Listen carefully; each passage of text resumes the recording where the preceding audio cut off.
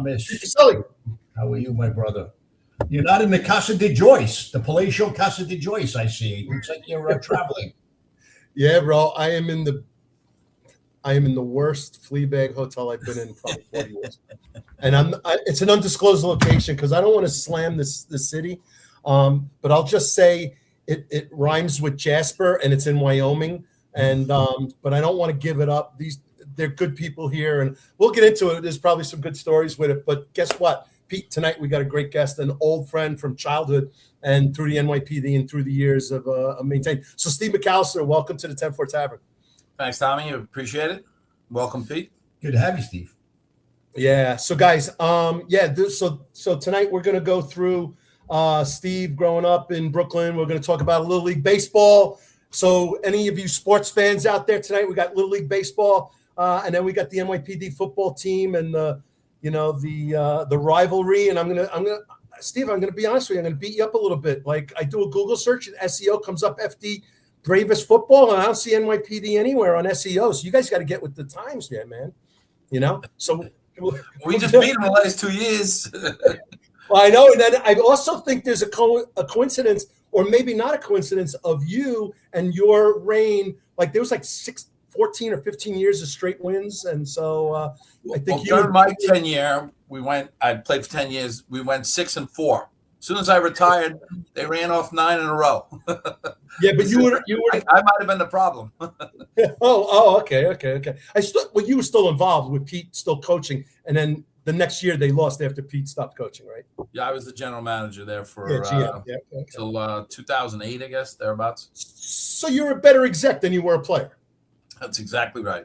Okay. All right. Well, everybody, we're going to get into that. Steve had a great career. He great NYPD career, retired as an inspector. He worked in some really cool commands, precinct commanding officer, transit bureau, and then eventually at TARU. Went on to work with Gary McCarthy, previous Ten-Four Tavern guest in Newark. You had an opportunity to go to Chicago, right? And there was some things, and you decided I was already kind of settled here. I have 5 children. I was now the police commissioner of Floral Park, and I was living in Floral Park. So to tear them all up and go out to Chicago, Bob Tracy ended up going out and doing a wonderful job.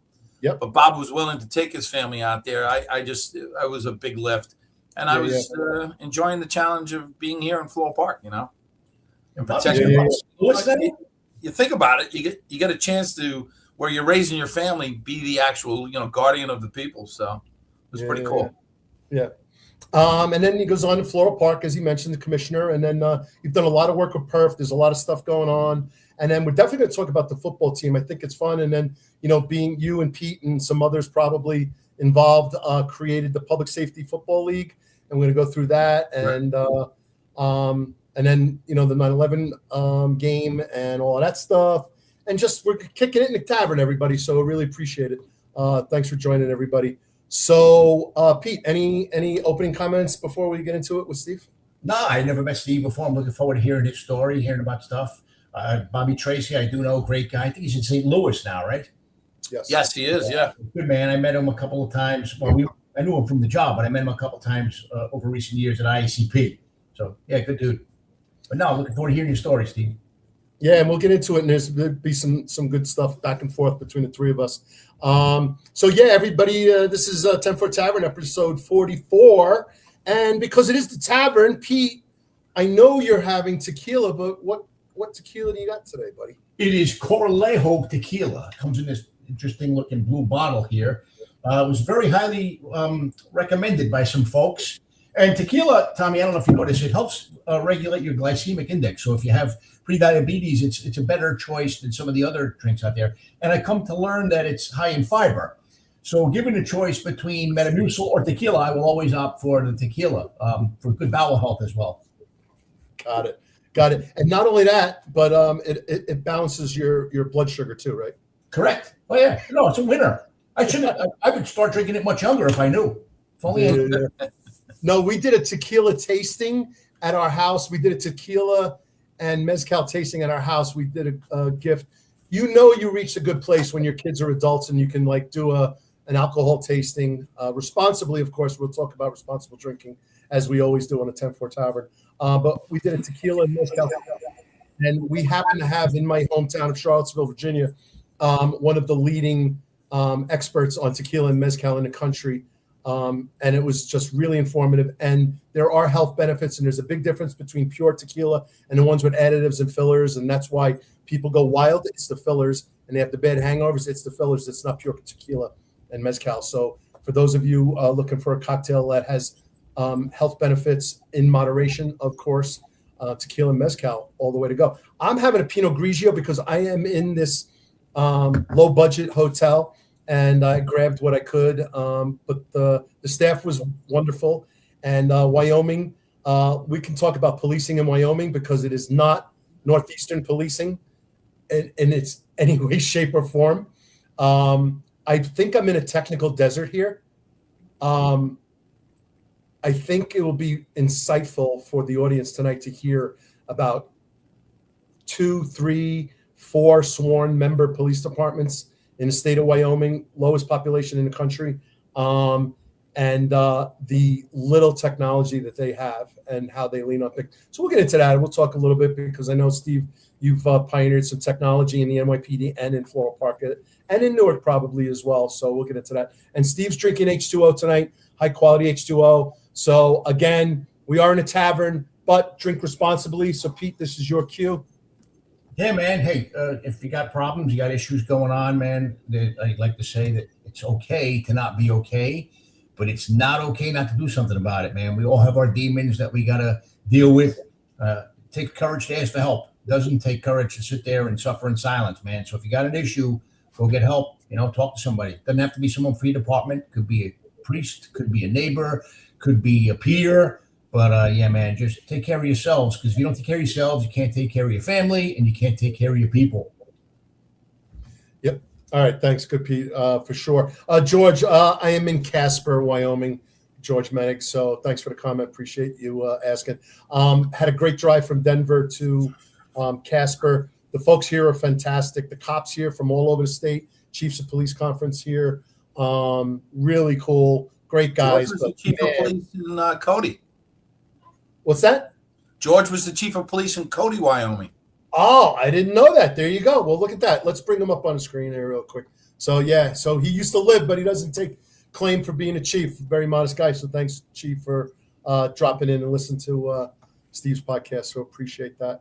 And don't let me forget, Steve, you are also a little high and tight tonight. You're That's working right. football. So let's not forget that as well. Or you know what? Let's do it now so that, because once we get into things in the flow, we might not be able to bring it up. So why don't you tell everyone why you got a shaved head? Yeah, so I shaved my head on Saturday for St. Baldrick's. It's a charity that supports the St. Baldrick Foundation, supports research into pediatric cancer, trying to find a cure. I've been doing it now for probably almost 17 years, I believe. I'm part of Aiden's army, Aiden Binkley. It was a young boy who passed, and I'm very good friends with the parents, Lisa and Mike. And we just had our event at Trinity's Bar here on Saturday, which is located right here in Floral Park on Jericho Turnpike. And they're great hosts. They host a lot of events in support of the community and our various, they're going to be doing the Mary Quinn Foundation next Saturday, not this Saturday, the following Saturday. And we just played in the Trinity Golf outing yesterday, which also supported that same foundation. So it's Floral Park's a really kind of a unique place where people really, really care about one another. And it's a good place that I've chosen to raise my family and now had the pleasure of working. Nice. That's fantastic. Great to hear. And so, folks, because if you don't know by now, but you'll find out after tonight because I really pulled one out of the hat. There is a QR code in the upper left-hand corner, which will direct you straight to Steve's page on the St. Baldrick's website. So if and when you donate, and we ask that you do donate for kids' cancer, it'll take you right to Steve's page and he'll raise it. And come on, guys, he actually shaved his head before the Ten-Four Tavern, so you got to give the guy some grace here and donate for kids' cancer. And let's not forget that Eric Dim, his son Derek, passed recently, and from brain cancer, and so it is in the family here. So kids' cancer, nothing breaks my heart more than to see sick kids. So please do your part if you can. Do the QR code, or you can see the banner rolling on the bottom for the website, stbaldrick's.org. So do that. So Steve, thanks for that. Thanks for sharing it. Really appreciate it. Yeah, no, Tommy, thank you. And anybody who can throw whatever money they can towards this very worthwhile foundation. And Bob Ganun is the organizer of this event, and he does a tremendous job beating the drum for this. And for me to shave my head, as I get older, it's getting a little easier. And yeah. There you go. Right, Pete, you understand. So having a baloney yarmulke. I had the baloney yarmulke for a while. There you go. St. Anthony's cupola. Yeah, exactly. The medieval monk look is no longer in. All right, guys. So let's do it. Steve McAllister and Tommy Joyce grew up in competing neighborhoods in Brooklyn, New York. Me in Marine Park. What would you even call your guys? We went by parishes: St. Thomas and then Mary Queen of Heaven. Yeah, we're Mary Queen of Heaven parish. That's all we were. Yeah, it wasn't. He's like, what? Did they have a neighborhood even name on that side? We always called it Flatbush, but then the realtors would call the area Old Mill Basin. Old Mill Basin, right. Old Mill Basin. Yeah. That's right. If you look on the map, that's where we are. But we always, even the Jewish kids knew we lived in Mary Queen of Heaven. That was it. Fantastic. Yeah. And they played in the Little League too. So Yeah. So I was in St. Thomas, and I got our next door neighbors. Although they lived in the same parish, obviously next door neighbors, but my friend's grandfather grew up in Mary Queen of Heaven, and they whispered in my ear and they said, "If you want to play quality baseball, you're going to Mary Queen of Heaven, kid." So I went over there, and we did a request for me to play on the Dodgers, which was the green, and they didn't even honor my request, and I wound up being on the light blue Baltimore. Mary Queen of Heaven Orioles, which put me in Sergeant Frank Milton's team as his head coach. And Frankie Milton, his son, was the catcher. And I think there were two friends that played on the Orioles. And I think Brian Noonan and Brian Donahue. That's right. Both became NYPD cops because it is Irish civil service, right? Yeah, they both retired sergeants. They're both retired sergeants. And Brian Donahue is still working for the Brooklyn DA's office. He is. I talked to him. Yeah, he's the head of their their TARU for the Brooklyn DA's office. Yeah, and Brian Noonan, two great guys. Good ball players, Yeah. Frankie Milton, great catcher. I'll never forget. You know how they have the overhangs in Little League because of the foul balls? Yeah. There was a pop-up that kind of pulled up past the overhang, but then went straight. It kind of had a spin on it, and it came straight down, and it was going to land halfway between the pitcher's mound and the catcher. And I took it. I called Frankie off, and I took the pop-up because I was pitching. And Frankie Milton opened up a can of whoop on me so bad. He goes, as a catcher, I live for foul pops, and we don't get them. And the only chance I would have ever had in Little League, and you took the pop-up. So anyway. I still speak to all three of those gentlemen on a regular basis. Yeah, we're all still great friends.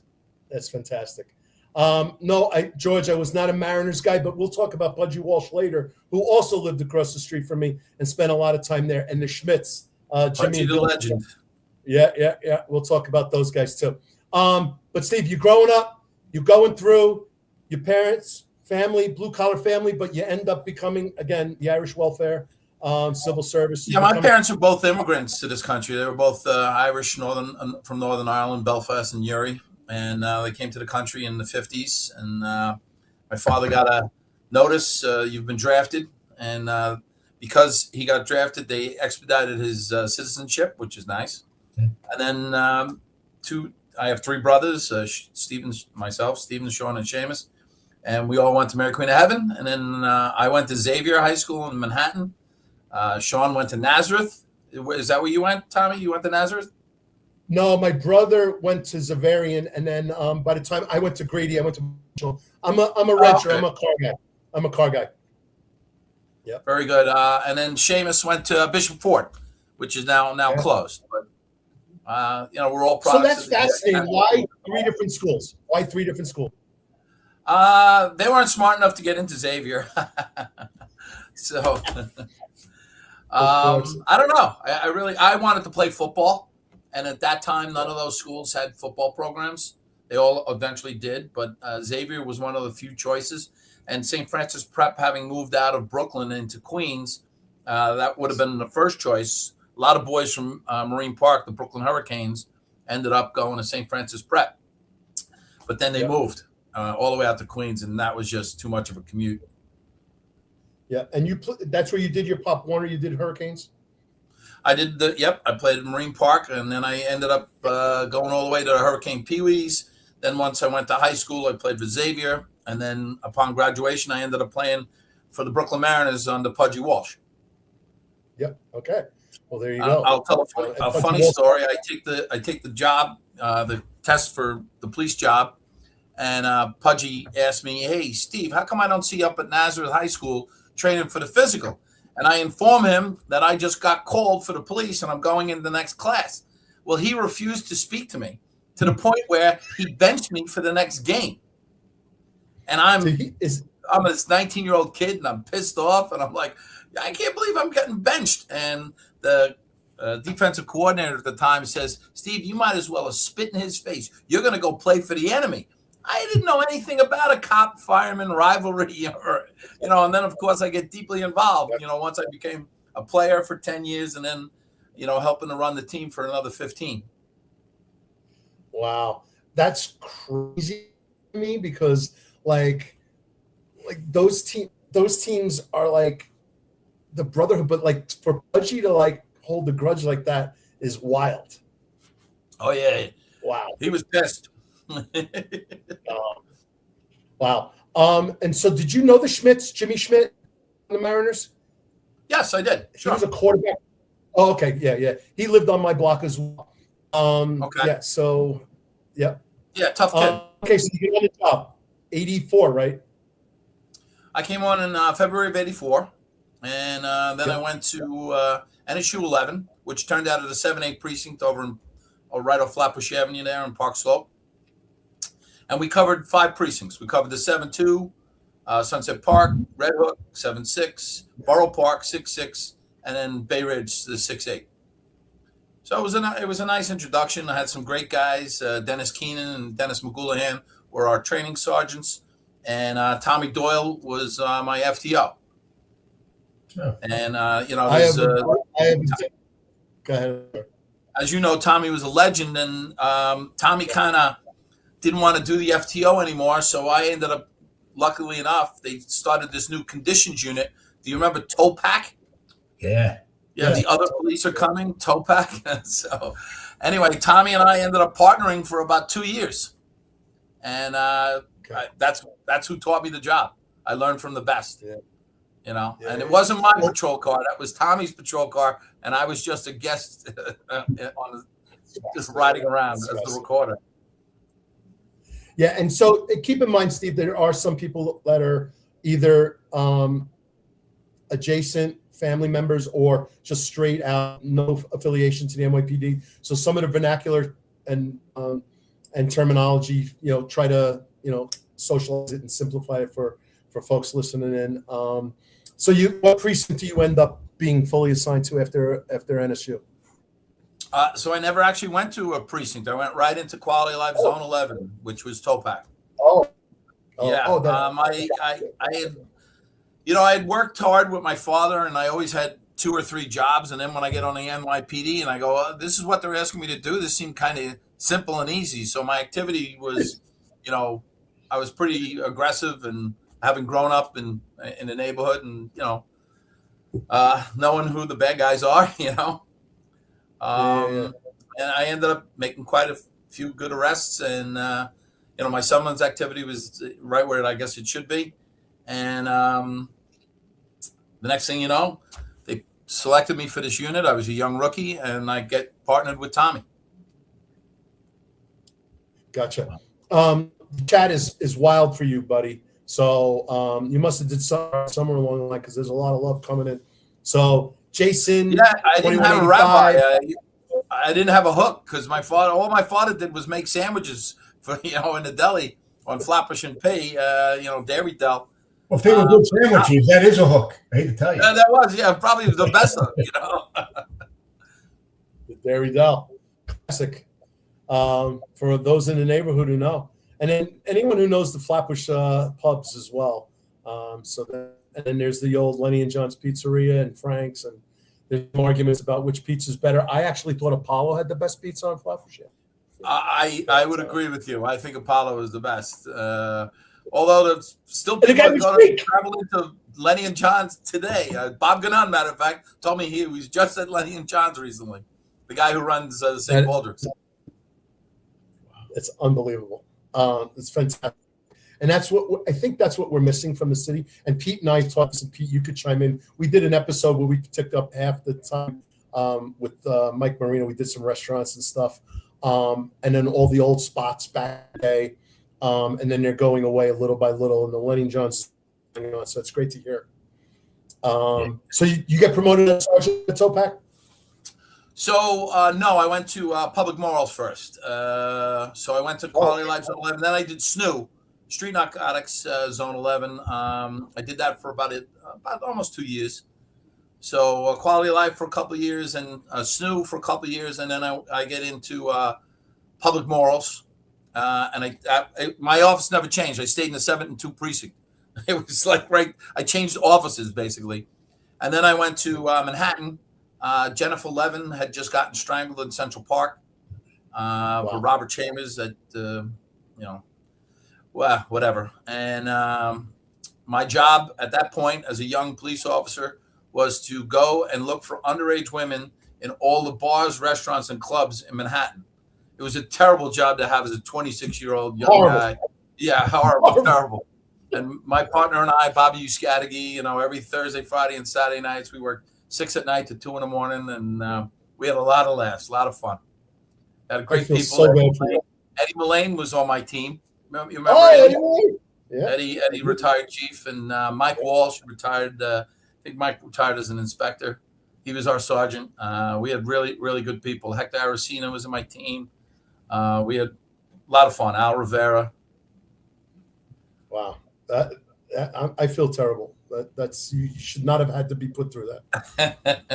Then I get promoted. What year? What test? That was 1989. I get promoted. Yeah. Okay. So and I go to the 90 Williamsburg, and then I try to go back to OCCB, and I end up in narcotics. And I stayed in narcotics from 89 to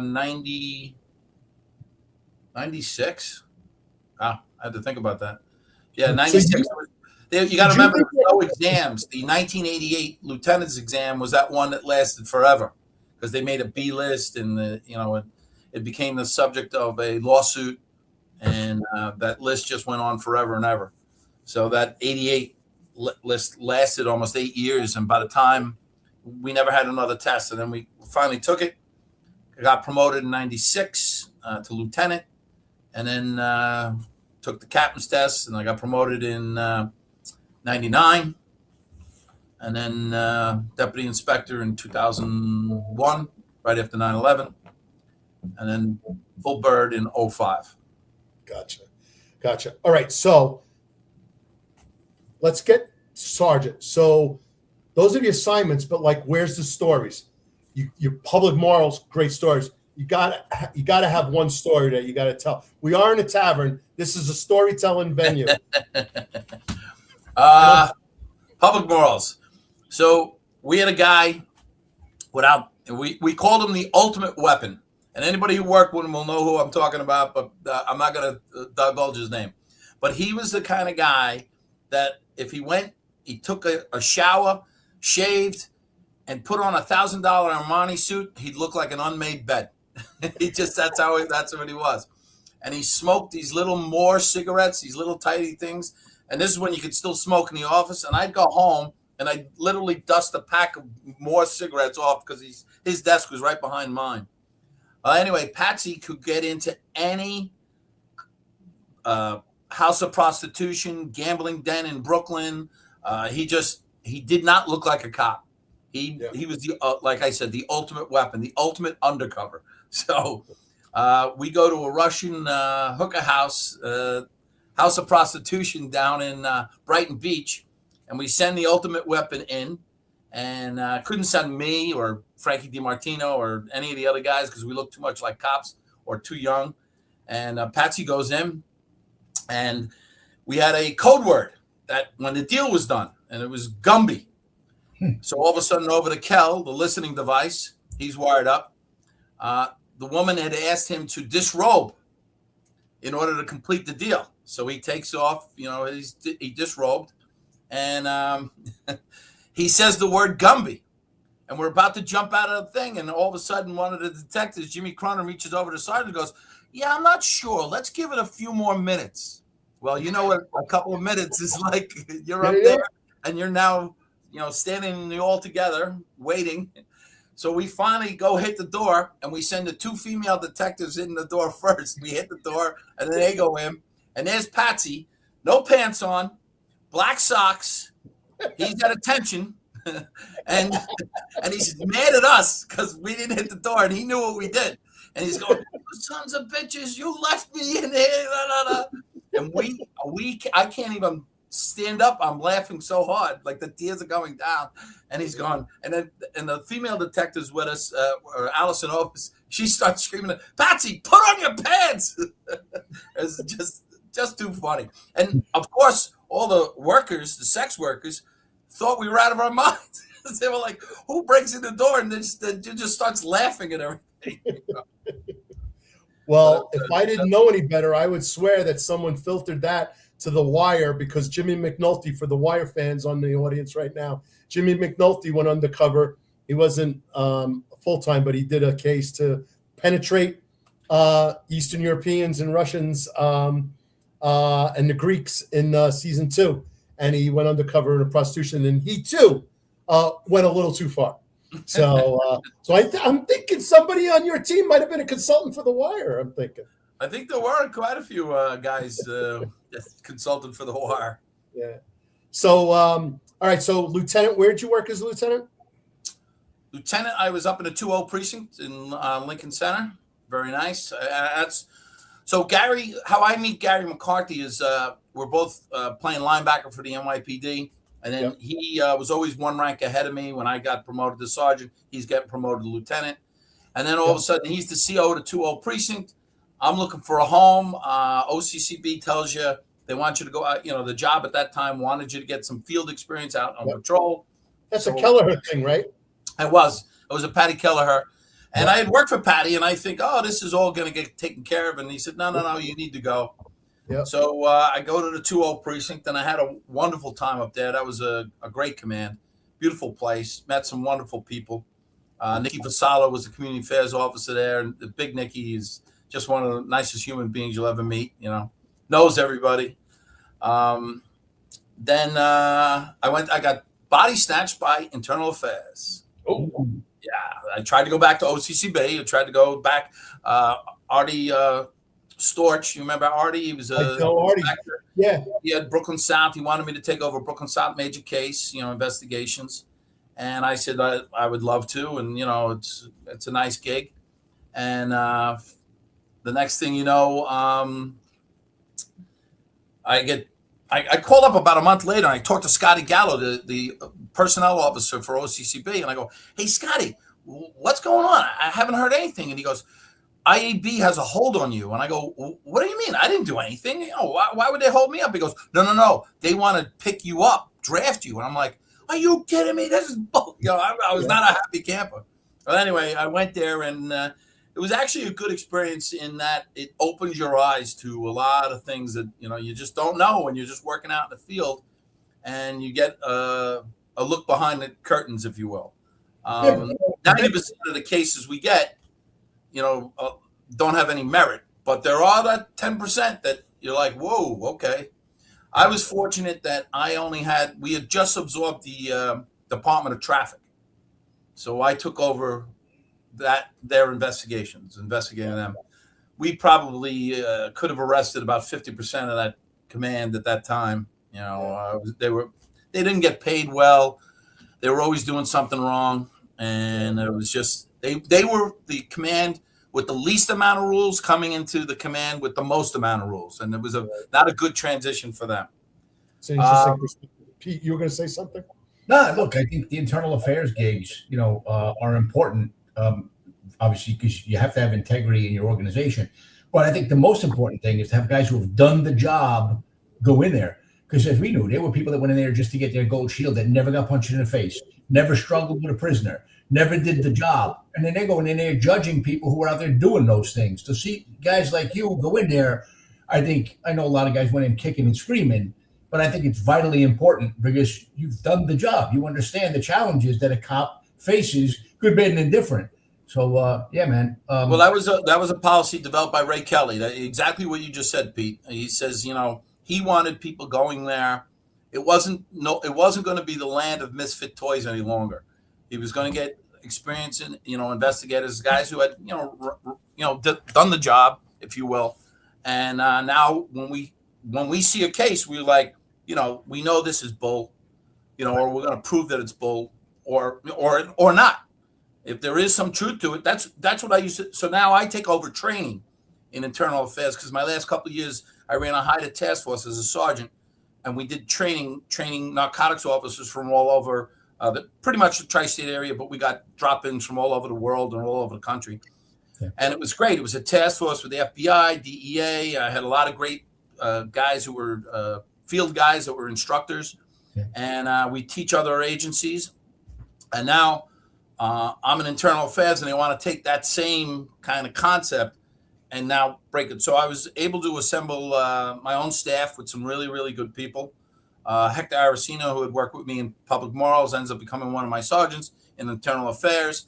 And now we're teaching people who have done investigations, we're teaching people how to do internal affairs investigations. Well, when I was in ATF in New York, we did a lot of work with internal affairs police impersonation squad. In fact, one guy, Michael Hesse, may as well have been an ATF agent. He worked with us so much. And we were going after home invaders, guys that were posing as cops. Yeah, sure. Going out there doing home invasions. They weren't cops, although occasionally we don't stumble into some idiot that decided to do a robbery with his friends. But that was that criminal impersonation unit, yeah. Yeah, great unit. Yeah. Pete, I'm going to name drop Patty Salmon. You know a Detective Salmon in police impersonation unit? No, we mostly work with Mike Hesse, a couple of his associates. Mike just was really dialed in with an agent named Charlie Mulham, who was a legendary agent in New York, mostly worked Brooklyn. I worked with Red Rum a lot, which was interesting because Red Rum and the police impersonation squad were something, not that they didn't get along, they were competitive because Red Rum was also going after home invaders that were largely police impersonators. So, Charlie worked with them. I worked with the Red Rum folks. And it was, like I said, there were times where we who can get to this bad guy first. So we would race to see who could put a federal indictment and put handcuffs on somebody, working in those two. But every now and then we work together on things because a lot of times these home invaders, man, they would give up information on other crews. Because why are you locking me up? That guy's doing more robberies than me. So we would pass information from one team to the other. And good guys. Like I said, I was always very impressed with Michael Hesse, always a professional. His brother is an actor, actually, who played the commissioner's advisor in Blue Bloods, and he was one of the characters in Oz. Michael Hesse's brother. Oh, wow. All right. We got to look into that, Pete. Yeah. Good guy. So yeah. All right. So happy anniversary. 39 years today, Chief Rob Lukash. Comment: 2 places you need experienced cops, IAB and Police Academy. Unfortunately, it doesn't always happen. So great comment. And so I'm gonna punt over to the commissioner. And then Pete's comment as well. A lot of guys were pursuing career path, easy way outs, going into internal affairs, got through the cracks. They don't want to go there. I'll tell a quick story, not now, but in a minute, how I avoided IAB. I'll admit now it was a phone call, 100%. But I faced the fact that if I had to go, I want to look for bad cops. I have no problem with that. But I'm not going to white sock anybody, Yeah. And then on the other side, the academy, my son went through the DC Police Department's police academy. And you know what they do? They bring back retirees of people who did 20 years or more. And those are the only people that taught him. And that was in 1998. So, Wow. I mean, 2018. Sorry, my years I'm tracking. So 2018, he's got about 8 years on the job. And then at that time, which I think was very forward thinking for them, because you would think by then they'd have 2 and 3 year wonders. No, they said, and I met them at the graduation, and I met their equivalent of social, league, law, and police science, and then their company sergeant was Terry. I can't remember his name. Begins with a G. Anyway, he was the former senator of the sergeant at arms in the Senate. Big Chicago and Illinois police family, and they could not have been more impressive. And I, as a father, with my son graduating from the police, I felt that he's going out into the street, being trained by and taught by solid policemen and women. That's an interesting concept, using retired guys. I thought it was fantastic. And as a father, it made me feel good. It really did. The feds have, they call them rehired annuitants. So you can collect your pension, come back and get GS-13 or sometimes GS-12 pay to instruct. So it's not just the ATF does it, but across all federal law enforcement, it's not uncommon to see rehired. Yeah, that's a very interesting concept. Yeah. Yeah. So, Commissioner, I'm going to punt to you. Like, how do you get the really good people into IAB and the academy when they want to be out working, they want to be doing their thing? How do you can you even entice them? Can you even convince them to take that job? So the way we did it, back in my day, and obviously a lot of those things no longer exist. So I wanted to go back to OCCB, and that's where my Organized Crime Control Bureau. I had been in public morals, I had been in narcotics. That's what I loved, to do, and I had a lot of fun there, and I knew a lot of people there. I want to go back there as a lieutenant, and now I put my name in a hat, and IAB unfortunately gets first. Well, what I thought, unfortunately, at the time, they get first round draft pick. So you sit on this panel with all these people, and there's a representative from Internal Affairs, a representative from the Detective Bureau, a representative from OCCB, and after they, grade you out, IAB says, "Hey, Steve, we want you." And I ended up working with some great sergeants who were also all draftees and really good people. Mike Conway and Butch, a whole bunch of really good people. Yeah, but these are all buddies of mine, solid dudes. All Jimmy Klein, all the guys that got promoted, we were squad commanders together, we all got promoted. They all went and I didn't go. And I'm going to tell everybody now, and God rest his soul, Mike Ansborough, retired assistant chief of IAB. He was my lieutenant when I was a rookie cop in transit. And I said, Chief, if I have to go, I'll go. I'll happy for you. But if I can avoid it, I'll avoid it. Never heard another thing. And I ended up back in the 7-9 squad. So I owe Mike Ansborough a lot. However, if I did land in IAB, I would have gave him the commitment that I needed to do it. I would have did it as best as I could. And that would have been the end of it. But I did avoid it. And so but you mentioned, go ahead, Commissioner. Now I'm, I'm a lieutenant, but I'm on the captain's list. So if I really start fighting this, I'm not going to win too many favor with One Police Plaza in the hierarchy. I could have opted not to go and then just sat on the sidelines somewhere for 2 years until you get promoted to captain. And then as a captain, you're looking to go to a nice command, and you think I was going to get first choice, having already kind of spit in their face that I didn't want to go to Internal Affairs. But like I said earlier, it was a great experience. It was a chance to see behind the curtain. And then as running their training, the unit, and I was able to bring some people together on that team, we basically, the way I broke it down is most of the guys were recruits. I says, listen, and they weren't happy to be there, just like myself. And I says, guys, these guys are getting their careers stalled. You can't get promoted if you got a complaint on you. You can't get transferred. You can't go to any specialized unit when you got a complaint against you. And active cops, unfortunately, get a lot of complaints against them. So this jacket now is wrapped around you, and no one's able to do a good, thorough investigation to clear your name, not to prosecute you. If you did something wrong, then we go after you. But if most time, like I said before, 90% of the time, there were bull crap complaints. So we had to prove quickly that these complaints were just that, bull crap. And you had to be very thorough, because Charlie Campisi, he was a tough chief. He had these what they call steering meetings, and he'd say, you know what, test them again. They had these integrity tests, and we did. And we went out there, and I had developed a whole protocol for testing integrity tests to make sure that they were valid and reliable, and that's what we did. Yeah, listen, if you do an integrity test and it's not worth crap, a good cop could see right through it. We had to make sure that there was integrity in our integrity tests. Right. So, Charlie was a tough taskmaster, and, he was in internal affairs for a long time.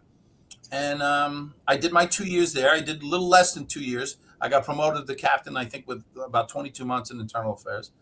Yeah. Got promoted, went to 103 out here in Jamaica. And I worked for Danny Mullen. Remember Danny Mullen retired? Another great guy. I think Danny got out as a one-star chief. And he was the CO there, and I was the XO, and Joe Fox was the borough commander in Queens at the time. Oh, I didn't know that. I thought he was only a Brooklyn guy. Yeah. No, well, he was most of his career in Brooklyn, but, he bounced around, as a lieutenant and what have you, but he was the borough commander in Queens South. Yep. All right, so your first command, precinct commander, where did you end? How did you get your first command? Well, I actually, from there, I was getting in line to get a command in Queens South, hopefully. And then Gary McCarthy reached out for me, and it was an opportunity to take over TARU. Okay. So all right. So I went in reverse. I went from TARU to the 6-6. So So Gary, my connections with Gary obviously helped, and my prior investigative background, but I honestly was not a techie guy, with all the equipment.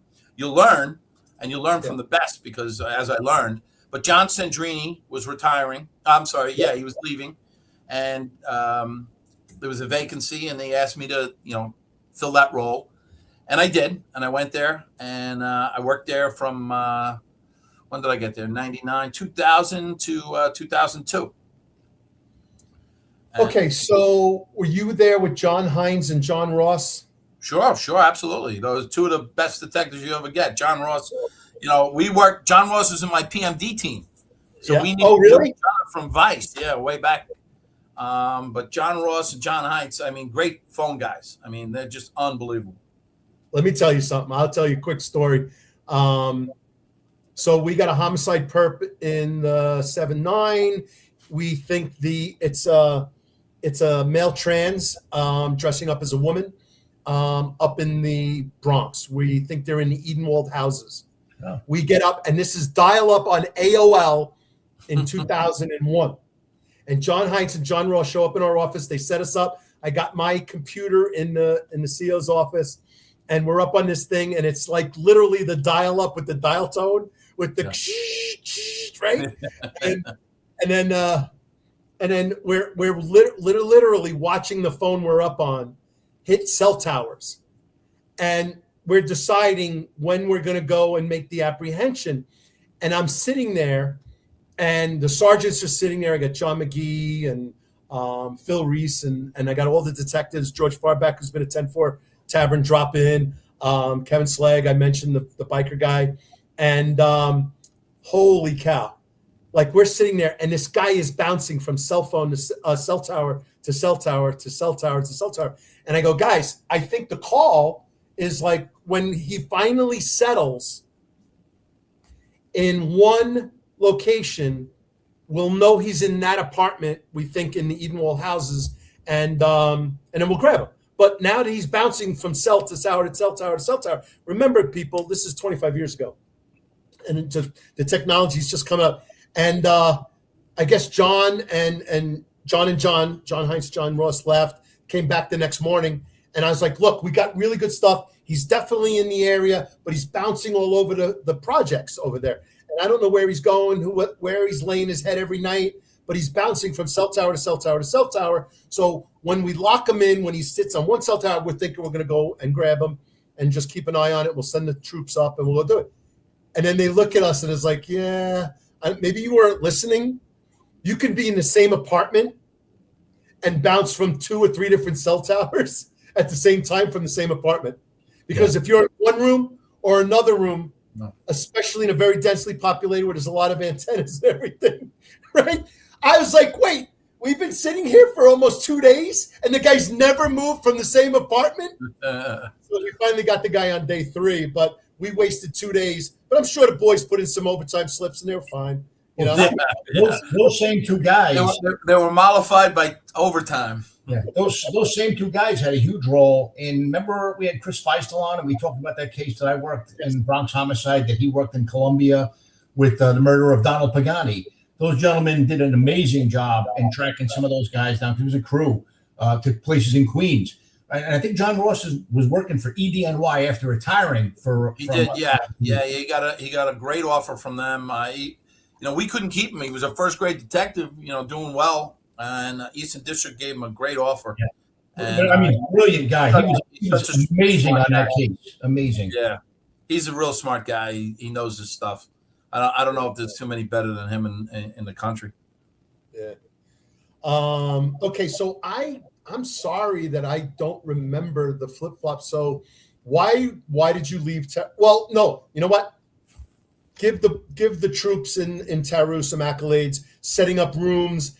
Wiring rooms, like give us a really good TARU story.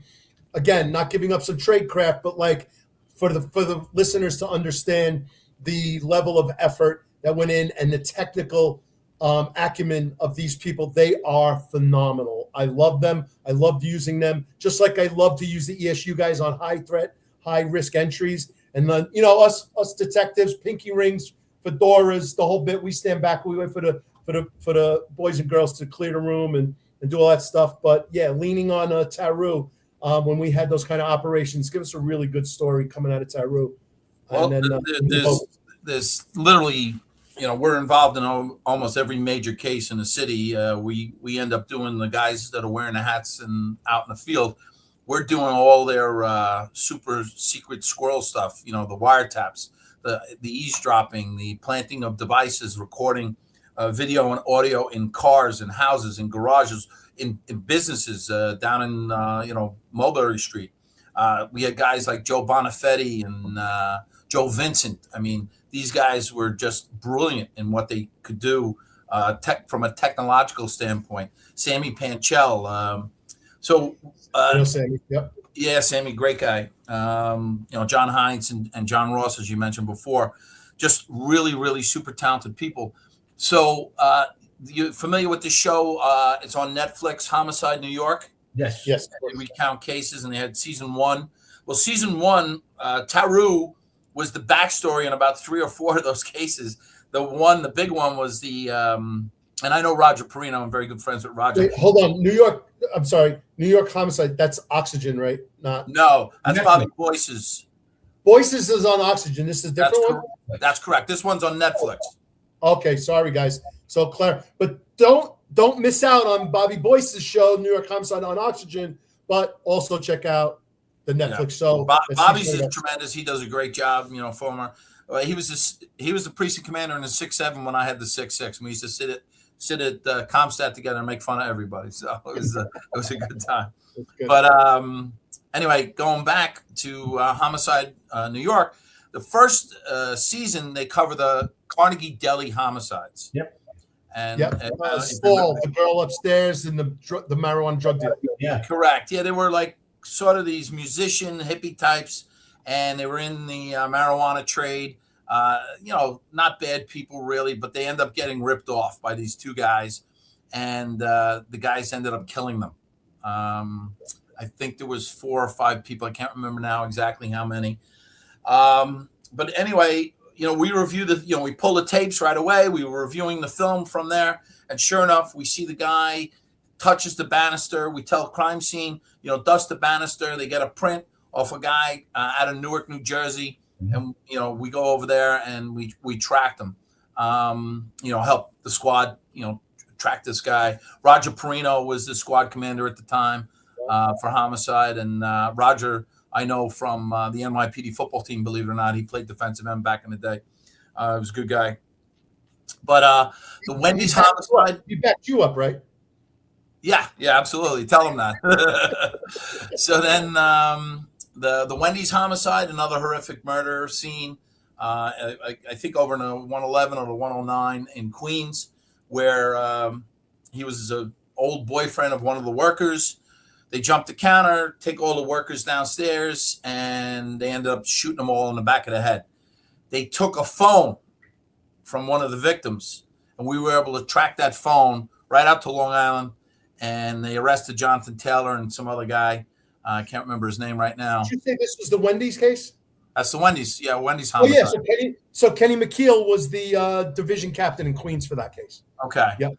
Yeah, so John Ross and John Heinz and all those guys that I just mentioned before, they're on the tracking team. They're tracking this phone, and they basically, when we capture him, Taylor, I believe, he has the weapon that they used to shoot the people in the back of the head. They were smart enough to remove the tapes, except they kept them in the backpack. So we got all the tapes and the phone. So it was a slam dunk case. I don't think the district attorneys needed much more evidence than which was provided by the guys from TARU. So they're great at doing things like that, planting bugs, and they've worked on, big La Cosa Nostra cases, Toad Hill, when they, when we work with the feds, constantly comparing notes back and forth. They'll ask us, how did you get into that house? And, can you help us with this case? And our guys were so well respected that they did. And they were really, truly great people to work with. And I learned from them. Like I said, I was not the tech guy. I learned from them. And my biggest accomplishment personally there was the overhaul of the complete wiretap system. It was a $10 million project. And basically the old climbing the pole and putting a slave on a pole and redirecting that to an apartment, and all the detectives sat in the apartment listening in on the conversations. That was out the window with the advent of the cell phone. Nobody was using a landline anymore. So now we had to figure out a way to get into that system. And we did. And those guys were, all those people I just mentioned were all instrumental parts of evaluating all the vendors and ultimately who we ended up choosing to do all our wiretaps. And we do a lot of wiretaps. We would do probably about 2,000 a year back in the day. Ooh. Yeah. That included pen registers and, not full-blown wires. But Pete, anything? I have a couple of comments on those things. No, I mean, look, we used TARU when I was in Bronx Homicide because we did some stings with the home invasion stuff with Red Rum, and they wired up an apartment for us where we'd have these guys come in. We'd have an informant that would just throw out some ideas, and then these guys would talk about robberies. So it was great, man, because you had cameras in places you wouldn't believe. And then we'd have all this conversation about what they planned on doing. They would brag about shit they did in the past. We would go pull those cases. It was just really brilliant stuff. It's nice, man, because these people, when they let their guard down, they'll just babble on about anything. And then you just go out there and prove those cases. It's great, man. But the TARU folks are unsung heroes. Most people don't even know they exist unless you're a detective. We operated in the shadows, and that was a good place. And we one of the favorite things is we'd walk away from a scene, and everybody would going, "Who are those guys?" And these guys, like you just said, they could break into bypass any lock system or alarm system. They could pick locks. We used to send them down to schools all over down in Florida, send them out to Fort Huachuca, the electronic proving grounds out in Arizona. So they got a real good education. If you came in with some knowledge, we gave you more. And then we designed it where we shared knowledge interior. So I trained you, Tommy, and Tommy would train Pete, and and everybody try to improve on their skill set, if you will. Yeah, that's awesome. All right, a couple of comments. The Carnegie delegate. Let's get back. The Stall. She was also an extra in the dancing movie for those with a little That's not right. so Yeah, fun yeah. fact. With Not so Patrick fun Swayze. fact because she was a struggling actress who supplemented her living trying to break out with a big role selling marijuana, and then she got caught up in the game, if you will. And that's why I tell all my people all the time, know who you're associating with. You think it's innocent, but you don't know who they know and who they know and who they know. And the next thing you know, you got these, this little dime bag transaction got an aspiring actress and her multiple friends killed. So that was really unfortunate and sad, and it was not the stuff. And then so as a commanding officer at TARU, clearly your enthusiasm and your excitement shows that you really appreciated and really dug in the technology. But let's be honest, as the commanding officer at TARU, you're an administrator, and your job is to block and tackle for these troops. How much involvement were you really to find out what they're doing, how they're doing it, and then work your administrative side and block them and get them the things they need, but also get to play cop and tech guy and then get that education that you were doing? Yeah, as you correctly point out, in that role as a CO, you're making sure that these guys, the smart people, the detectives and the technicians that are working for you, have the resources available to them so that they can do the job. I'm not breaking into anything. I'm not breaking into that bedroom and putting, listening devices in the lamps or in the fire extinguisher. That's not what my role is. So I was the guy that had to champion that $10 million project to do the wiretaps. That was my role. And I had to sell it to every law enforcement agency in New York City, as well as the district attorney's offices.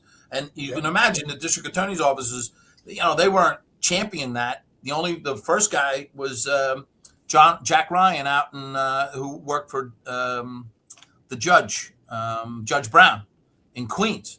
And Queens at that time was probably doing the most wires other than Manhattan. And it was just tremendous. And they were the first wire room that we did under this new, we rented a plant. I can't really tell you, that's all covert stuff, but he says, how are we going to get set up? And I says, the first floor is vacant. We'll drop a wire out and you'll be up and running tomorrow. And he was a very happy camper. And Jack Ryan, he was a good man. He was the chief of staff for Judge Brown, running the Queens District Attorney's Office.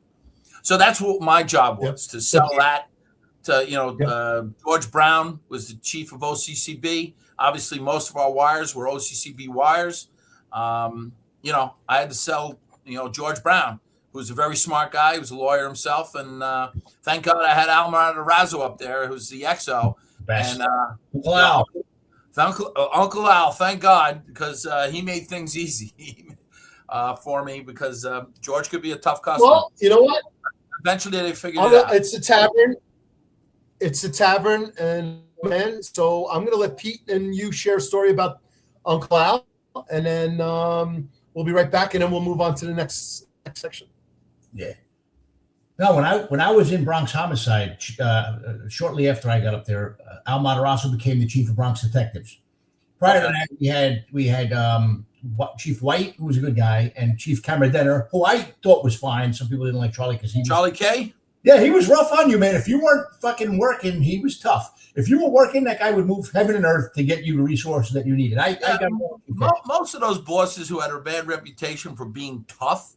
Yeah. Generally, if you were a good worker, you didn't have a problem with those guys. Yeah. Well, Matarazzo came up, and first off, he let me start this program. It was a thing that started literally over a discussion in a bar called Operation Trigger Lock that we kicked off in the Bronx. Like, hey, Chief, can we do this? Yeah, do it. But what I liked about Chief Matarazzo was he'd order pizzas all the time while he was up in Bronx, the Detective Borough Bronx. And our office was with this when they were in the 4-8, just outside the door of the borough.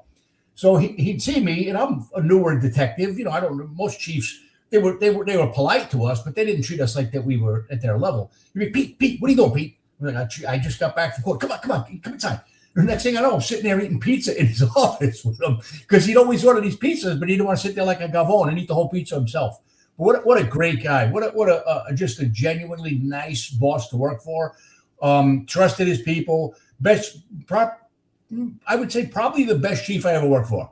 And I had a lot that I like. John Cutter was a great guy. Camadena was good to me. But there was something about Chief Matarazzo that you found to be empowering.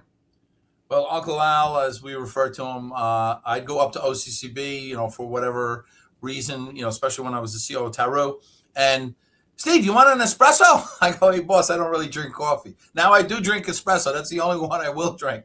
Probably because I had my first one with Uncle Al up in the OCCB office. Yeah, no, he would do that for a cop or a detective, and he would do it for someone that no matter what the rank, he treated everybody with respect and dignity, which was yeah. He's still the same way. He organizes barbecues, Joe Dip's house, and I always get a phone call from him. Hey, Steve, how you doing? Like we hadn't spoken in a year, and it's like he'll call me and say like he was talking to me yesterday.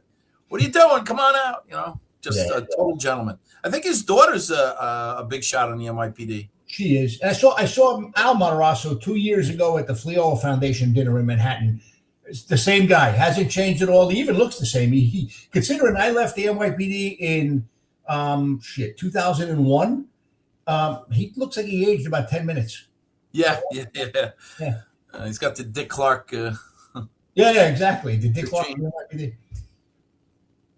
You're muted, Thomas. Tommy, we can't hear you.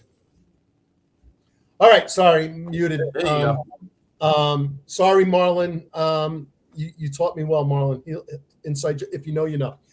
Inspector Ron Layson, when he was the XO of the Housing Bureau, after Jaffe was done yelling, Uncle Al would bring us all into his office. So Joanne never yelled. Yep. So another good friend of the podcast, Mike Freed, asking, and which is the perfect segue over to you left TARU. Wow. Why did you go and take a precinct and you went to the 6-6? You mentioned you and Bobby Boyce and CompStat together. When was that? And why did you leave TARU and take a command? So I get promoted deputy inspector. I was there in TARU after 9/11. And then another year transpires. And at some point, we had been working for the deputy commissioner of operations. Our office was underneath Gary. And then it got moved to Chief Esposito's office, chief of department. So then I reported directly to Joe Esposito, probably one of the nicest and greatest guys I ever worked for and with. And that's not to discount a lot of other people. I want to put this into perspective.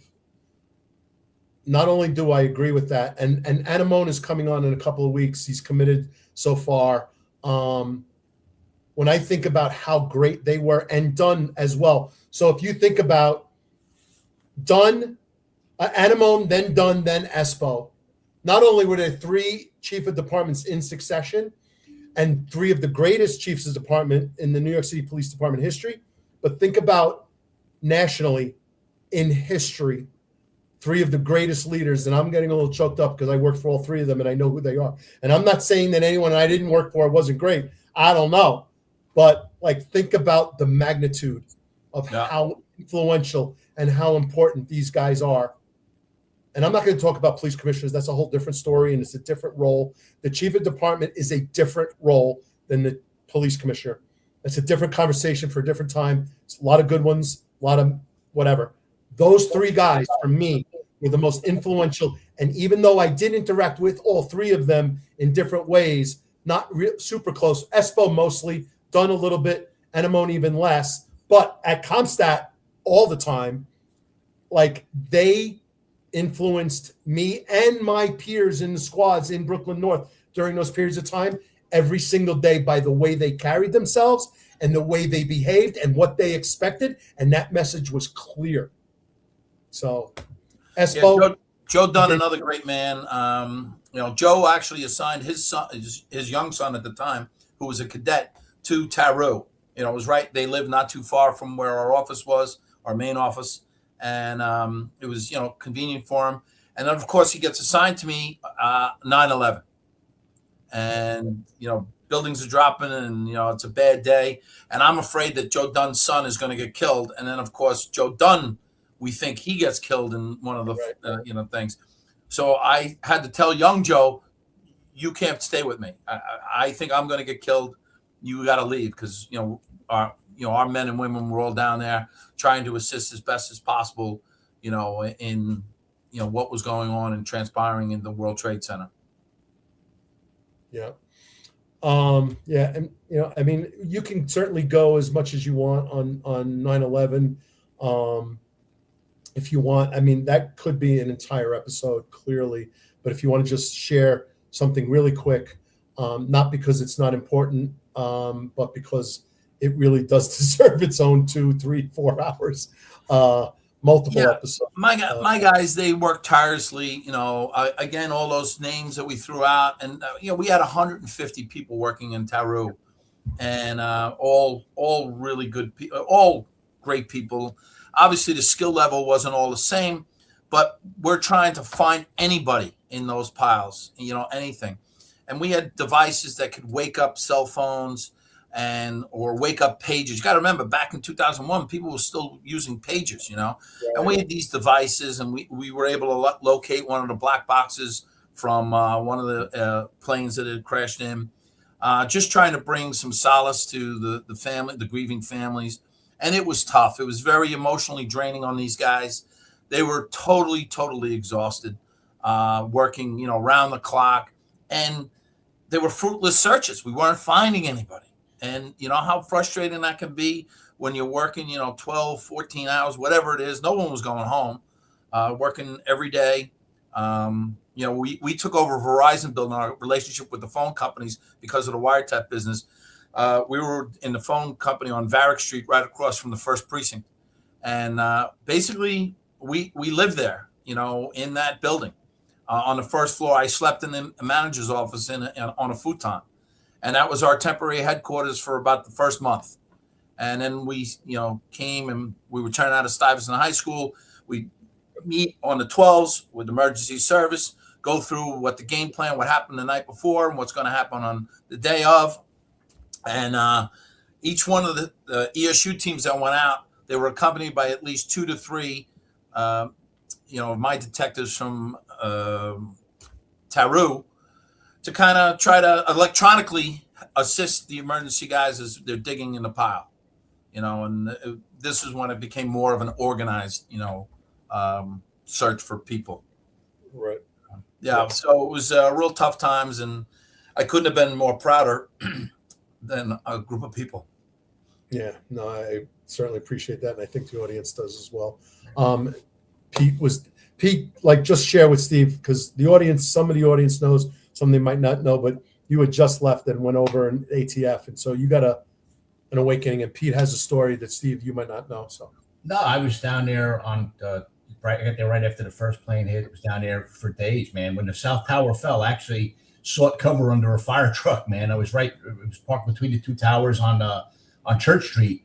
But Doug, like everybody else, man, and I agree with you. I mean, I describe it as a feeling of helplessness, because you wanted to help, but there was no one really to help. People were either ambulatory, moving around, or they were buried so far under the rubble you couldn't do anything. But no, I wound up later getting lung cancer. Lost my right lung. 9/11 related cancer. Thank God, cancer free for 6 years now. But no, just a horrible day, man. Horrible, horrible day. Yep. Okay. So back to the 6.6, and then from the 6.6. So I asked Espo, after 9/11, and then I got promoted, and about a year later, I asked Espo, hey, what do I got to do to get to the next level? So he says, you would leave TARU? I said, well, I don't want to leave TARU. You tell me what you need me to do. So he goes up and he talks to Ray Kelly, and Ray Kelly, said, I think Steve needs to take a patrol command to get a broader experience on the job. And he comes down to me and he says, all right, listen, let's look around, see where it, is a good spot for you as far as a precinct commander. So about a week later, I got called up, and it was every week I got debriefed. I had to go up and get a debriefing. Now, the debriefings also required the drinking of red wine and smoking of cigars in Espo's office late on a Friday night. You'd rather be home maybe with your family, but this is what we did. And, I'd go through all the activities of what we did as a group, as a unit. And in one of these meetings, he says, well, listen, there's an opening in the 6.6. How do you get along with the Jews? So I started laughing. I says, Listen, I usually get along with most people, and I think I'll get along fine. He says, well, the CO is looking to get moved to the 103 and getting groomed for a promotion. And there's an opening there. And I said, all right. I said, well, listen, Joe Fox is now the borough commander. I was friends with Joe. Joe grew up in my neighborhood, on Avenue L, and he's 53rd. Yeah. He married a girl right from the top of my street. And anyway, I get assigned to the 103, and it's right during the high holy days. I'm sorry, not the 103, the 66. The 66. The 66. And the 66. Yeah. Who was the precinct commander who went to the 103? Bobby Napolitano.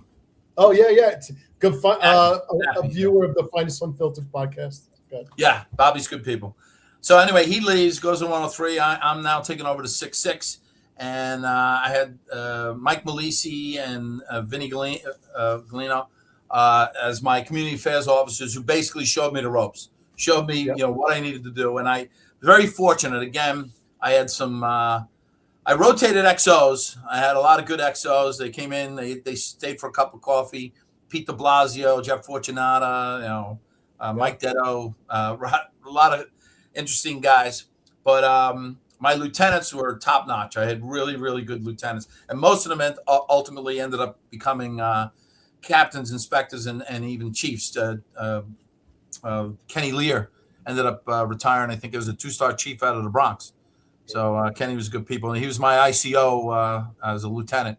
Really good people. And we don't know. 66. We don't know lieutenants run the job, though. The lieutenants run the job.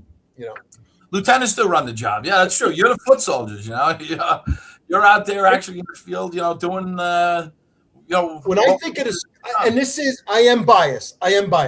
However, when I look at the precinct lieutenants and the platoon commanders and the SOLs and the squad commanders and the narcotics commanders, they are creeping into the ground troops and they're sending the message up. I think, listen, no doubt I would have wanted to be a captain, an inspector, a chief, no doubt about it. I love being a squad commander. I love the detectives. I love the continuity of casework and everything, but I'm also biased. I think the lieutenants are the best on the job. And you can argue with me all day long. We'll agree to disagree. And there are valid reasons for all the other thing. I think the lieutenants who are good, really good, are really what hold everything together. I love patrol sergeants. I love that they're the first-time supervisors. They're learning how to be a commander. Like a supervisor, and how to manage people, because there's nothing harder in the world than managing people. Like, you can manage a process all day long. Managing people's the challenge, Pete. Yeah. Right? Yeah, like managing a challenge. But anyway, little shout out to all the lieutenants out there, the leaders of the finest. So, and I've been blessed with great lieutenants almost everywhere I went, and including the 6'6". Jimmy Rooney was my special ops. He ends up, I think he retired as an inspector. Kenny Lear was my ICO. Jimmy Grant, Jimmy Selleck, just really class acts, good people. So I was in the 6'6", I had 80,000 Hasidic Jews. I had about 25,000 first generation Pakistanis all along Coney Island Avenue. So I had my own version of the Gaza Strip. I had Muslims here and I had Jews here, Wow. Yeah, it all worked. We used to do clergy breakfast at the Maimonides. Douglas Jablon would sponsor breakfast, and we'd make sure that it was kosher and halal, or halal. If you eat halal, you can eat kosher, but if you eat kosher, you can't eat halal. I don't know, all the special rules. But anyway, they break bread, and it's amazing what you can get accomplished over a meal. People get to learn each other, and they find out, oh, you're not the boogeyman. Oh, wow, I had all these preconceived notions of who you are, and it was really it helped. I'm not going to say they were loving each other or anything. They got along, and that's really what your job as a precinct commander is to keep the peace. It's not locking up all the bad guys. That may be one of your jobs, but the job is to keep the peace, to make sure that the people can go about their business, whether it's school, work, to play, whatever it may be, unblemished, protected. Yeah. They can go about their business and no one's bothering them. And that's really the key to being a good precinct commander, understanding that is your main role. Yeah. All right. So we're coming up on an hour and a half. So we're going to move along. Hate to cut off all of it off. We try to keep it at the 2-hour mark. And I think a lot of the early stories really formulate where you are today. So it brings us that. So you leave the 6-6. Where do you go from there? I get promoted once again, full bird, and I get transferred to Transit Borough Manhattan as the borough commander. And you retire out of transit, right? You retire out of transit?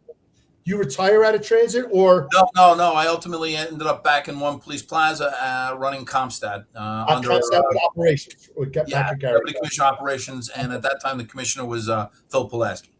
Yep. Yeah. So another great learning experience for me. Really understanding a different aspect of the job. It's you're on one side of the podium, basically giving your testimonial about your command. Now all of a sudden you're the guy asking the questions and preparing the questions and doing all the casework, looking at all the squad commanders and their casework to see whether or not they're on point and on mission, if you will. It was a great learning experience for myself. Transit Borough Manhattan, I never really worked transit, didn't understand transit. Again, I had some great lieutenants, fantastic guys. And I was ultimately under Chief Hall, who eventually took over. He allowed me to pick my own commanding officers of each command. And Jimmy Rooney ended up taking one of my districts. Eric Rodriguez took District 3. And I had 4 districts in task force. Neil Farrell had the task force. And I took all the best cops from all those commands, and I co-located them all in task force.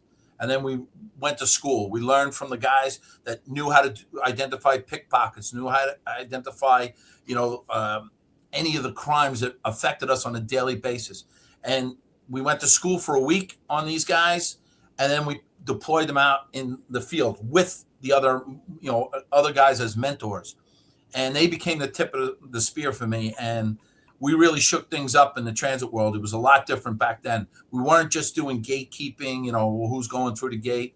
That was a tactic, but it wasn't our main tactic. No, we walked away from that. That was a great tactic that was started by then Chief of Transit, Bill Bratton, but they never evolved. It's April 2005, and they're still doing the gatekeeping. It just didn't make sense. And when you ran your C summonses or your gate summonses, for going through the gate, nobody had a NYSID number. Nobody had had any arrest record. It was like, who are we locking up? Gate. So I realized that guy had adjusted their tactics. We hadn't adjusted ours. So we had to figure out new tactics. No, I think that's exactly right. And when Bratton implemented that with Maple, they were really NYSID number guys with guns, with warrants. Yeah, going absolutely. But when they figured out that was no longer the game, now you're still stopping kids, but they're not the NYSID number kids. They're not the gun kids. They're not the warrant kids. Yeah. No, 100%. But they're doing other. Brad came in with that. It was a novel concept in 1993. It was great, but at some point, the big guy's going to figure it out, and they're going to adjust theirs. And we just didn't adjust ours. So we did. And everybody got on point with me, and we had a great time. And I actually loved my time in transit. It was really, really very rewarding. And then ultimately, being a former transit cop, it's an interesting police strategy because you're dealing with all transient people. You're not going into their domiciles. You're not going into their family relationship. It's a different environment, not better, not worse. I don't think if I finished my entire career in transit, I would have had a great transit career, but I would have been a true policeman in its entirety because of the domestic situations, because of the commercial locations and social clubs and bars and restaurants. But it was an interesting policing environment for sure. And it's totally foreign to what we did on the street, but It did have its great aspects. but unfortunately, your community is traveling past you at 35 miles an hour, and in 5 minutes they're in another part of the city. Yeah, and Pete will argue on the housing side of things, so I'm going to let him talk about housing and HFL if you're on anywhere. But I want the audience to think about, if you're chasing a robbery, a serial robber, you could be in Coney Island or the Bronx on the same day for the same guy, because he didn't work where the watering hole in Coney Island. He worked the subway line from end to end, from the north of the city to the south of the city. 5, 7, 8, 10 miles of track was his feeding ground. Does that make sense, Steve? Like No, absolutely. So we obviously looked at, we're all products of the CompStat-era. So we were looking at real-time data, and we were looking at what lines were getting hit, what times they were getting hit, what stations were getting hit. And then we Jason Wilcox was my XO at the time, and we came up with, we always used to come up with funny names: Operation Hawaii 5-0, or Operation Gift Box. Gift Box was one of our more successful. Did it around the holidays, right after Black Friday, after Thanksgiving, and right through the holidays. We knew the bad guy would be shopping in the subway, and we just had teams going on every line at all those times and every station, and they'd have to get out in the station, do a complete sweep right up to the street, because we knew those bad guys were lurking in the stairwells looking for pigeons, as they were coming down, or potential victims, not pigeons, if people don't get that terminology. So anyway, it was tremendously successful. It was great, and I think the cops, they liked it because it was variety for them. It was different. We were hands-on, 1 in 5, sweeping the platform, getting in the train, going to the next stop, then spending an hour. And we'd have 6 or 7 teams going around in this little gift box area, Times Square, Herald Square, all the big stations, 59th Street and Columbus Circle, 7-2 on Broadway, all the stations we were getting hit on. We knew the bad guys hung out there. The data told us. It showed us. It was easy to read our data once you pay attention. And your cops are good. They'll figure it out. They know if they know that you're supporting them, they're going to go out and do their job. Yeah. All right. Last transit question. Was there any decoy work going on when you were in transit? We didn't do decoy work so much as we did put in girls to be. Well, I guess we did. We would get a female police officer, not a muggable Mary, and we would, have a lot of plainclothes guys in the car, not looking like cops, hopefully, and we put an easily accessible iPad or the electronic instrument of the day, and hope that they got picked on. And we knew most of our pick teams.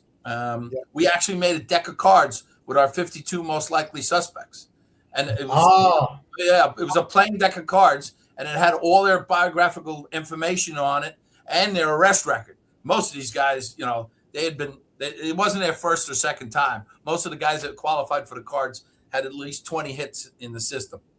That's really a good idea. Pete, do you know where that came from? No. First I heard it. I was a cop, Tommy. All I knew is that we used to say it takes balls to walk the halls. And if you go in the elevator, don't lean against the wall, because invariably within a couple hours prior to you being there, someone likely pissed on it. But I didn't know that. So the deck of cards concept is old murder victims. 52 murder victims would be placed on 52 cards in a deck of cards and be circulated in prisons. That would be like, so let's say you did the Bronx. And then you look at the Bronx and you'd say, give me 52 murder victims. And then on the front would be the victim's name and photograph. And on the back would be the incident, location, time. They would circulate them in prisons. And then prisoners would ultimately say, you know what? This is kind of some shitty time here in prison. And I know about this case and I'm going to do it. So that's where the 52 card lead generation strategy works. So that's a really cool information, little fun fact. All right, we're running late, so I want to accelerate a little bit, not to diminish. But So you leave, you retire, you do a little bit of time in Newark with Gary, and then you go to Floral Park. Walk us through that. I left March 2009. Gary got me a foundation grant from Prudential to basically bring me over there to do their crime strategies. They had already started doing CompStat, so I really wasn't going to be doing that, but I was going to be doing all the data analysis. We were building a TARU unit. We were building an Intel unit. Gary had done great things over there, but he wasn't enjoying great support from the mayor. He was, but internally, there was a lot of friction. So basically, besides myself, Gus Miniotis had gone over there. Gus was his chief of staff. And we got a few people to really believe in us and believe in our mission. And with their help, some of those guys, we were able to make real important inroads in reducing the crime, the violence over there, which is gun violence.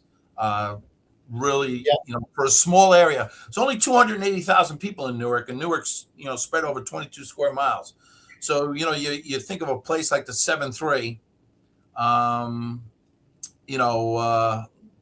What is it, 1 square mile? And it's one of the deadliest square miles, and it has been for a long, long period of time. Newark's 22 square miles, 280,000 people. We have housing developments with, tens of thousands of people. They just, it was a different way.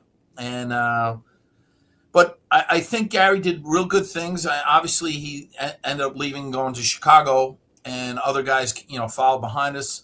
Some of them, I believe, did continue some of our work, and then obviously everybody puts their own design on something. I don't know what the atmosphere is there today. Couldn't comment on that. Yeah.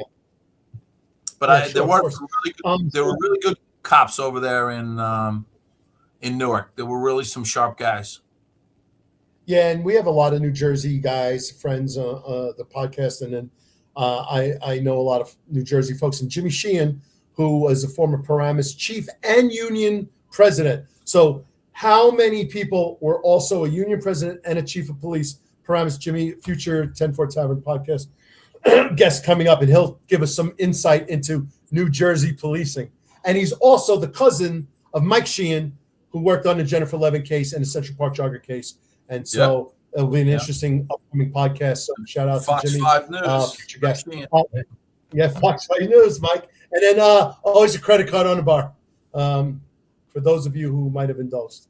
50% reduction during the period of time with you, Gary, and Gus. Gus is a great friend. Gus Miniotis, one of the nicest human beings, competent guys I ever met. What a great guy. Very, very hardworking individual.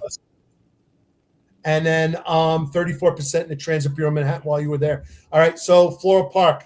You get to Floral Park, and then we'll do some Floral Park stuff, and then we'll do some NYPD football, and then we'll wrap up with your life. We got some really great pictures.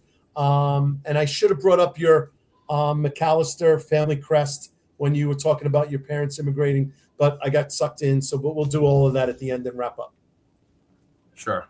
So I went there in March of 2009. I left there in July of 2010 because I had been offered the police commissioner position here in Floral Park.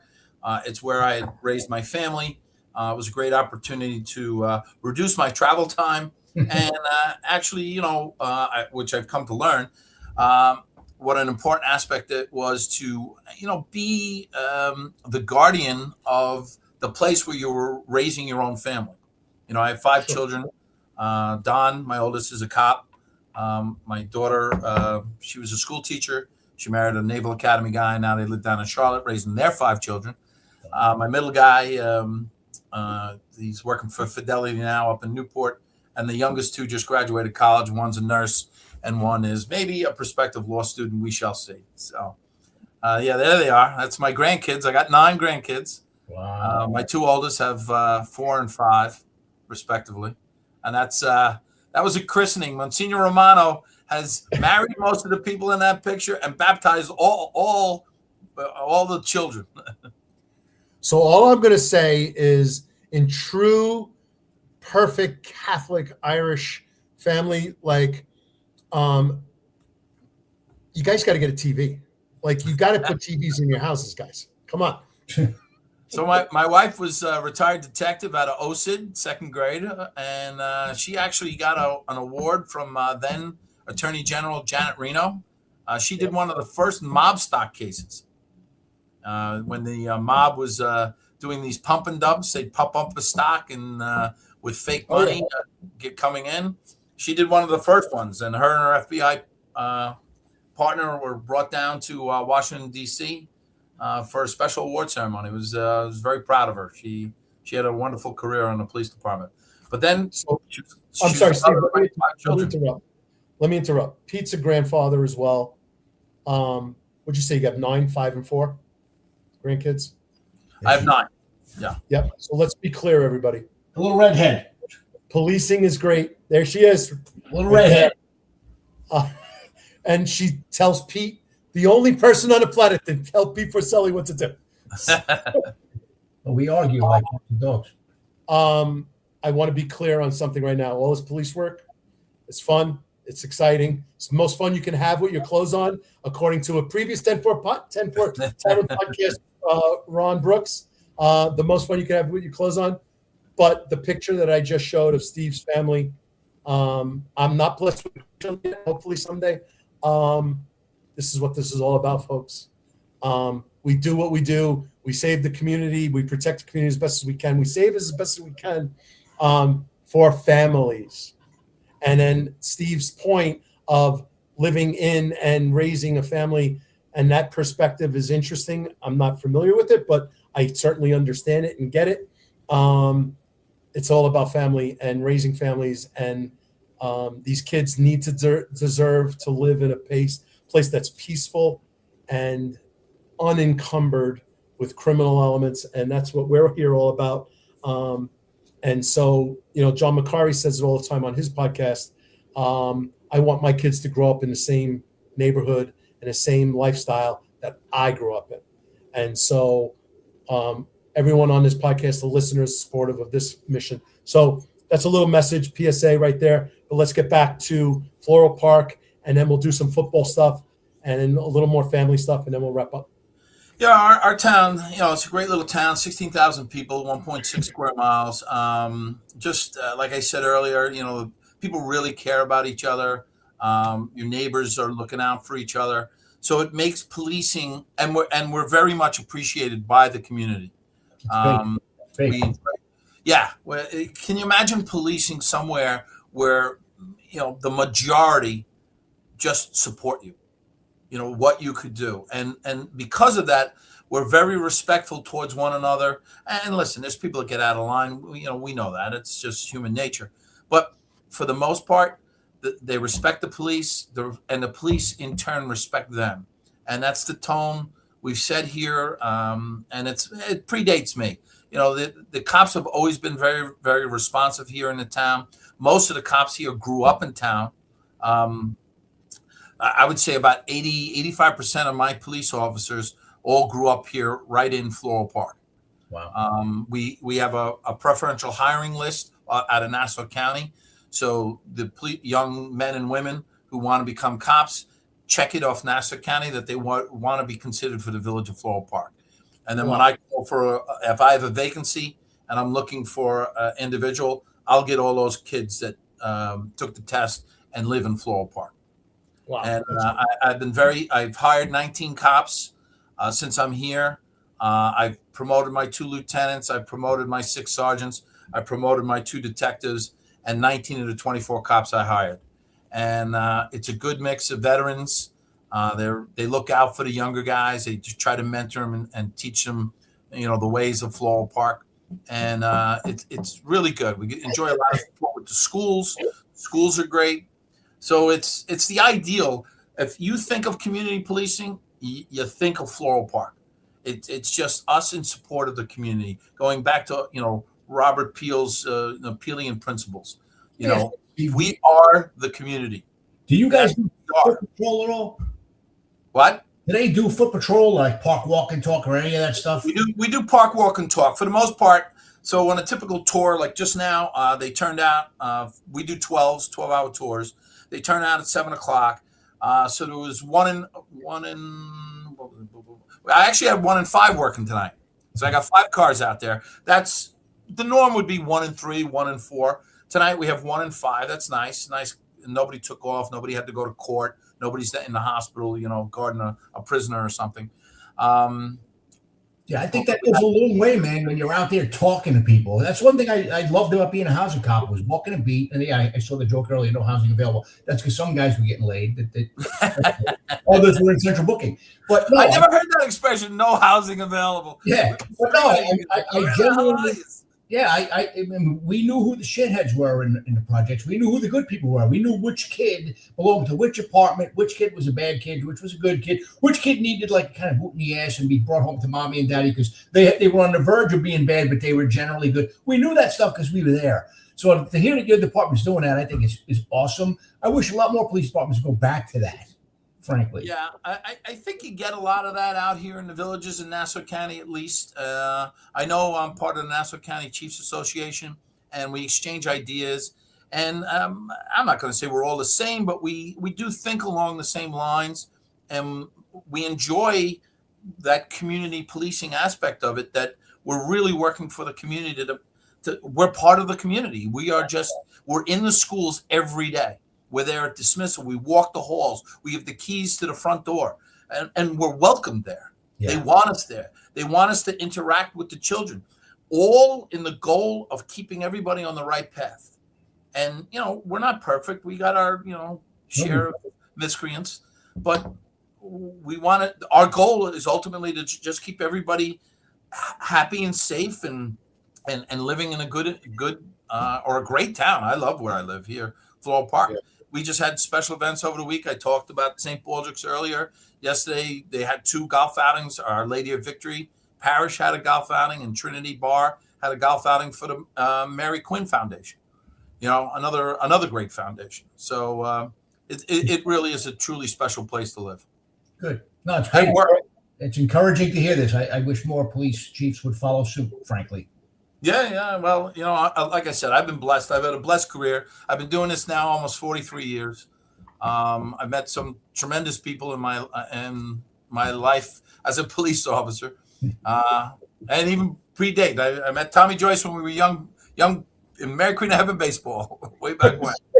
That's right. So I'm going to rattle them off, Steve, because we're getting late. 2013 Floral Park, New York's #1 safest city. Then 2014, 2015, 2016, 17, 19, 20, 21, all recognized for various accolades for safest city, safest Long Island, safe in New York, just tons of accolades. You're keeping it up. It's going on. So remember, Tommy, I never put cuffs on anybody here in Floral Park. I'm not out there pushing a patrol car around. It's those young men and women that I just talked about that are out there doing a job. So they deserve the accolades. I'm just happy to be in charge. Of course. And we certainly know that. We thank the rank and file, the cops on the street, the detectives putting the cases together and making the arrests, and the supervisors leading them with good direction, protecting them when they need to be protected, leading them, educating them, learning moments, and ultimately serving the communities 100%. No one on this podcast. I'm blessed. I have two great. Again, I have 2 great lieutenants. Tom McCarthy, whose father was a captain on the NYPD, and Will Doherty, whose father also was a captain in the NYPD. So coincidentally enough, I have 2 lieutenants whose fathers were captains in the NYPD. Pete and I are detectives at heart. We don't believe in coincidences. Things happen. Hey, guys, everybody, I put the QR code for St. Baldrick's up again in the corner. So scan that as well. I'm going to do it one more time before the end of the night. All right. Listen, great job at Floral Park. Keep it up. How much? Well, no, I'm not going to ask because who knows. You got 43 years and you're going to keep going.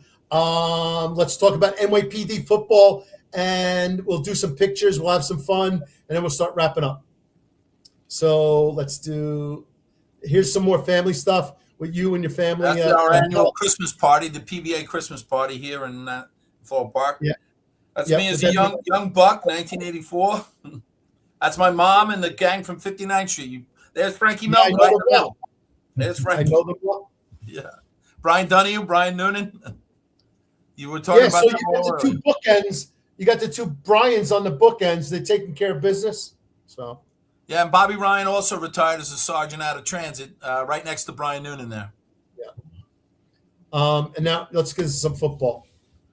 Yeah, so this is 25 years, believe it or not, since September 11, 2001, 9/11. It's our memorial season. And the picture on the right is when I was still an active player. I want to say that's probably 1993. And it's the only time we ever decided, we're always wearing our football uniforms. And then this time, Pete Moog, who's the head coach, says, I want everybody to wear their uniform. And we did. And you can see all the different ranks and insignias. It's literally a citywide team. They're from all over New York City. And, various ranks. You'll see the racks on the guys in the front. John Skaz was he was a warrior, and Mikey Diaz, one of the best detectives. Good man, Bronx homicide. Yeah, Mikey's a legend, and there's a lot of people in that picture no longer with us. Great people, but these are my brothers. I'm looking at the picture. I'm getting a little teary-eyed because there's about 3 or 4 people that are already passed, younger than me, which is kind of scary. But some really, really good, classy people there. I got a funny Mikey Diaz story for you. I know we're getting a little close to that. Are you able to tell that on a podcast? Yeah, no, Mikey Diaz decided to dress up as the Pokemon character Pikachu. Oh, that is a hysterical story. I know where you go with it. Wait. Hold on. Go for it. Since you both know it. He dressed up as Pikachu for his birthday party. See, this is the community. We bring everybody together. No, Mike, I remember this. It was great. Dude, Mike Diaz is a beast. He's a little guy, fit as hell. Yeah. Just a one of the toughest individuals, pound for pound, I ever met. Yeah, tough guy, man. He dressed up as Pikachu for his kid's birthday party or a relative's birthday party in the projects, or not in the project, but in a park out in the Bronx. And somebody decides to come up and punch Pikachu. No, it was a gang initiation, and they sly wrapped him. Correct. And let me tell you something. It did not go well for them. Yes, it did not. Yes. Mike ended up chasing him down and locking him up, and then was late for the game. We had flown out, and we're playing, I can't remember, down in Florida, I think, somewhere. Yeah. And Mikey, so we ended up going to the local Blockbuster and borrowing the Pokemon movie had just come out. And we took all the posters and met him at the airplane when he was coming off with the Pokemon. He told us about the story the very next day. I was laughing my ass off. I mean, I get it. Kids want to be stupid. You think Pikachu's this character from Pokemon, whatever. You don't realize the guy under that costume is just a badass. Yeah, exactly. Poetic. There was something poetic about it. Yeah.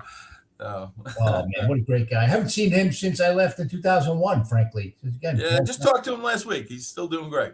Yeah. He's training athletes for the NFL. I'm not surprised, man. Yeah, that's what he does. Good in retirement, just a great, great guy. So, yeah. Imagine the look on that kid's face. That is so funny you brought that up. Yeah. See, it all comes together. And you know what someone said to me, this is a recent observation. Someone said to me, like, Pete and I know people from all over the country, and then we know somebody who knows somebody who knows somebody, and then everyone always seems to know the same people. And it's not a Kevin Bacon 6 degrees of separation. In this policing community across the country, it's probably more like 2 degrees at the most, a lot of ones, and I figured it out what it is. The ones who are in the game, who are invested in the game, tend to find each other. Yeah. And get in the game together, because we all have a common goal of keeping our communities, our country safe. Someone said to me the other day, you're a very strong advocate of cops and their safety and, anti-cop stuff. You're very vocal against it. And I said, well, do you think that's my priority? And they go, well, of course, it's blatantly obvious. I go, no, it's the community first. And they go, what do you mean? And I go, if you don't protect the cops and give the cops all they need and all the support they need, they can't protect the community. Like, you don't even understand. Like, it's not about the cops. Yeah. The cops are that group that we're supposed to support, and because they are doing a tremendous thing for what they do to community, but it's in furtherance of protecting the community. Like, if you don't protect them, then how do they protect the community? And you don't support them. And I was like, and we had this on the Anasiga Nicolazzi prosecutor podcast. The value of a human being as a cop is intrinsically no more valuable than the community member. But if you will hurt and harm the cop, and you will assault the cop with snowballs, and you will do all of these things, then what chance does the 68-year-old church lady walking home from church stand? What chance does she have? And so that's the way I feel. That's my perspective on it. No, that's a good perspective to have. That's absolutely correct. I believe in that as well. Yep. So the fact that we all find common people in those communities is not surprising to me ever. So more football stuff. So we got the Fun City Ball. The football team, tends to attract a lot of aggressive people by nature. No. Go ahead, keep going. So, they turned out to be a lot of great cops, guys that had great careers, a lot of arrests, were the real police, if you will. And I'm consider myself privileged to have been involved with this organization since 1985. And I just emceed at Russo's on the Bay 2 weeks ago, our NYPD Football Hall of Fame. We had 5 inductees. Mike Ciravallo, who's the chief of staff for Bo Dietl, he got inducted. He was one of the original players from 1973. Then Sergeant Joe Ryan, he retired out of narcotics. Donnie Logan, and Kurt Vicky, and then Joel Sussman, who's a lieutenant in emergency service. He was the young buck there, and he's still graduated Cornell, played football. This kid, we called him the Hebrew Hammer. This kid could play ball, man. He was a really good player, and he was inducted and well-deserved into the Hall of Fame. So, Steve, I see a common theme. It all keeps coming back to the Jewish community here. It seems to be a common theme here.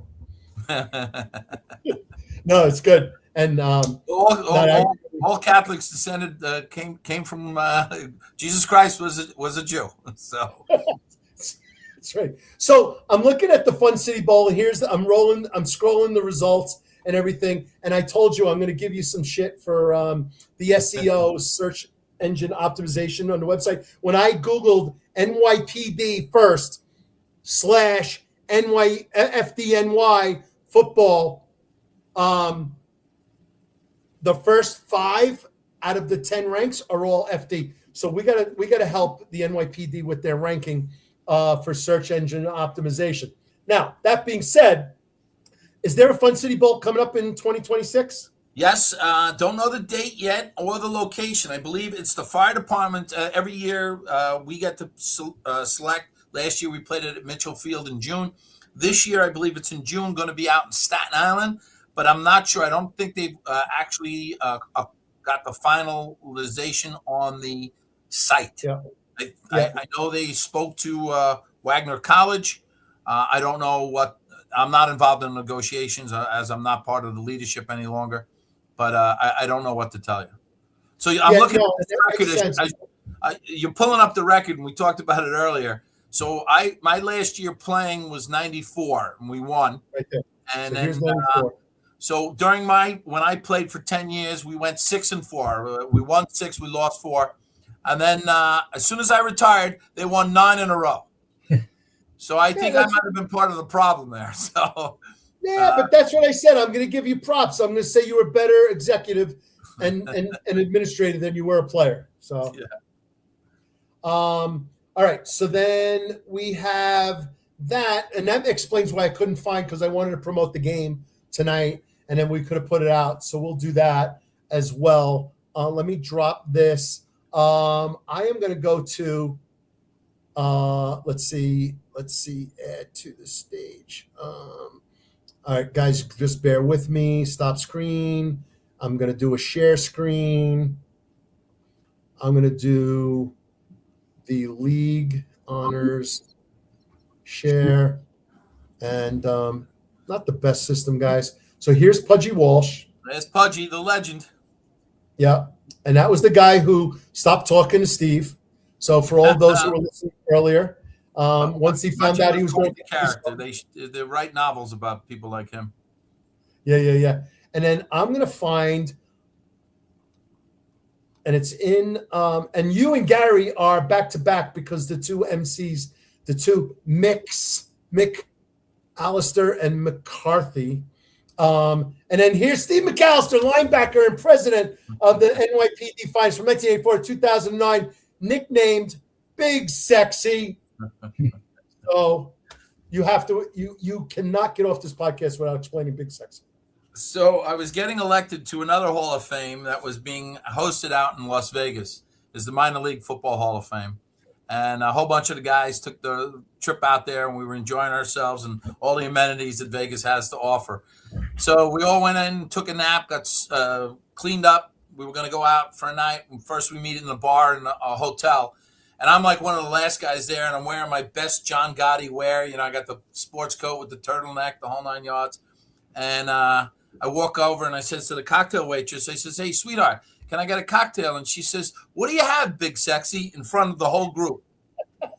Well, everybody started howling, Big Sexy. That's a great name. And obviously, as you can see, that name has stuck. And I think the first, that was in 2005 when I first got elected to the Hall of Fame in the Minor League Football Hall of Fame. So, well, 21 years. Yeah. Big Sexy is so important that it's not on your Hall of Fame, National Public Safety Football League Hall of Fame induction post. Big Sexy is the first sentence. That's how important it is.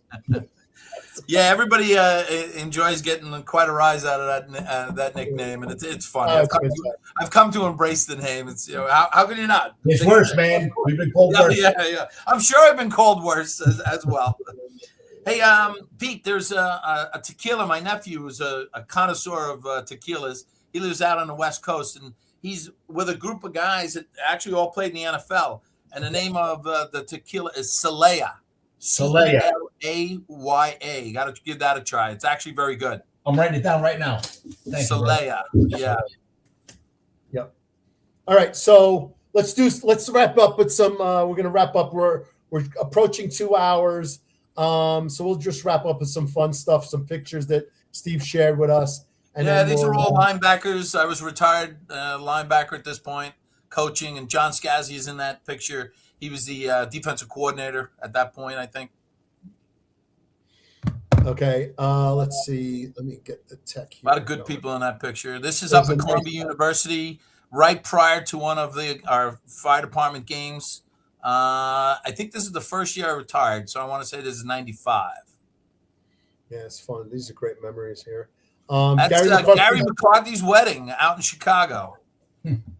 And, Pete Moog, the head coach, myself, Gary, Eddie Gardner, Mitch Britton, and that's Ephraim Hernandez. Unfortunately, we became friendly with, Ephraim. His son was our running back on our team and was tragically killed in the White Castle shooting. Friendly fire. Yeah. Yeah. The kid was a stud. Right in the Bronx. That was up near the 4-8. That's correct. He was up in he was out after a tour, and he went out, and then he was getting a burger at the White Castle, and some guys jumped him. Yeah. Cops were called, and unfortunately, friendly fire. He was killed, and we adopted him like a member of our family, and he's now, as you can see, we're in a wedding in Chicago, and I see you from all the time. Wow. So George Menig is going to change his contact name on his phone to Big Sexy, and he's going to share it with